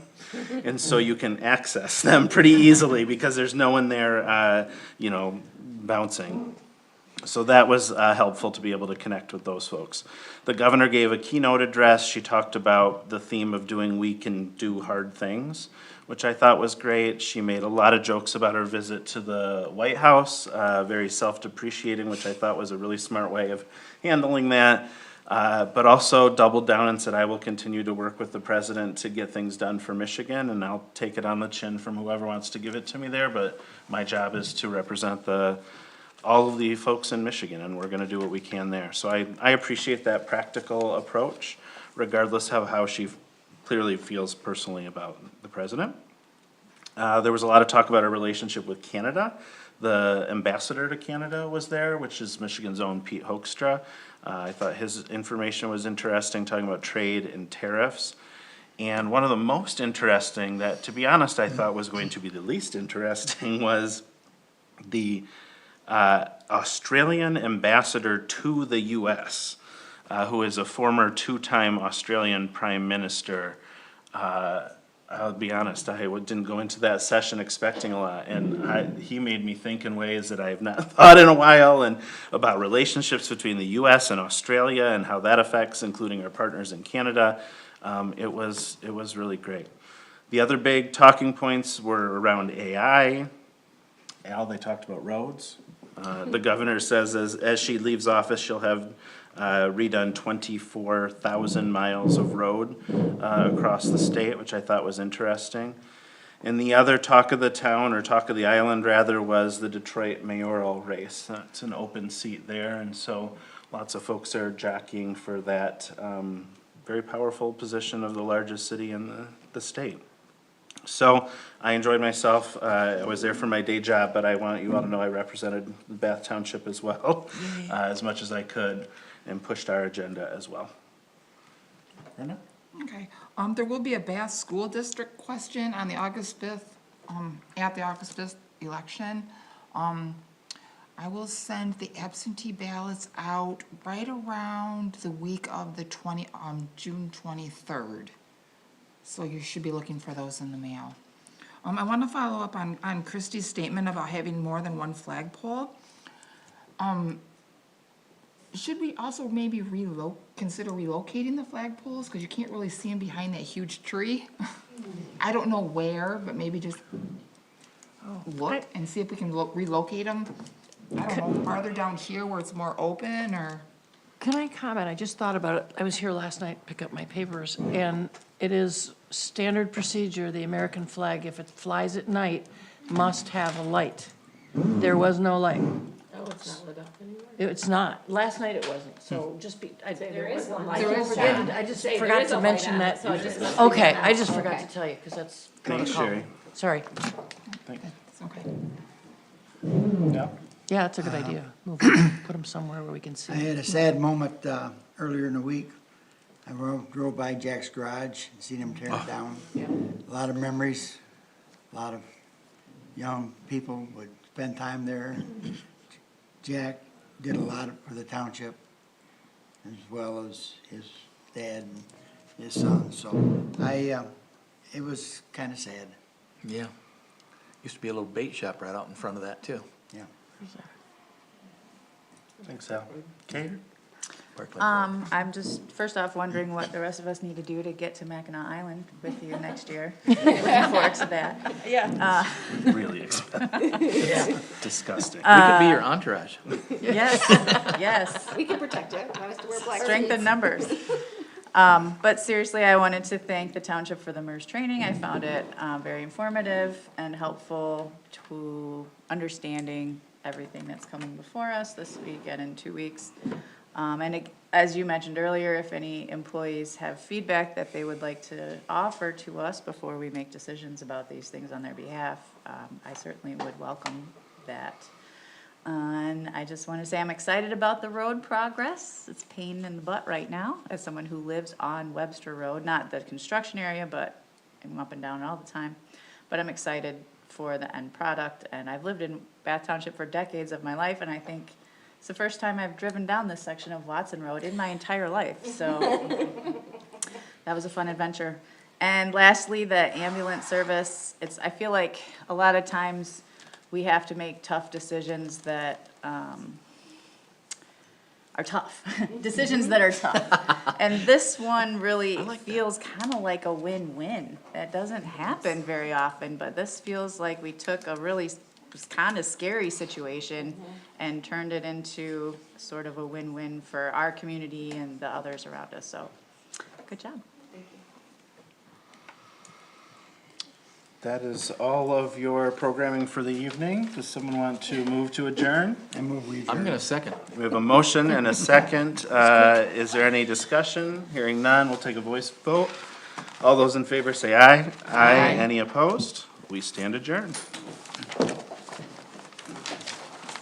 Al, I'll let you know that at SCUMA, they let me make the motion to adjourn. It's my job.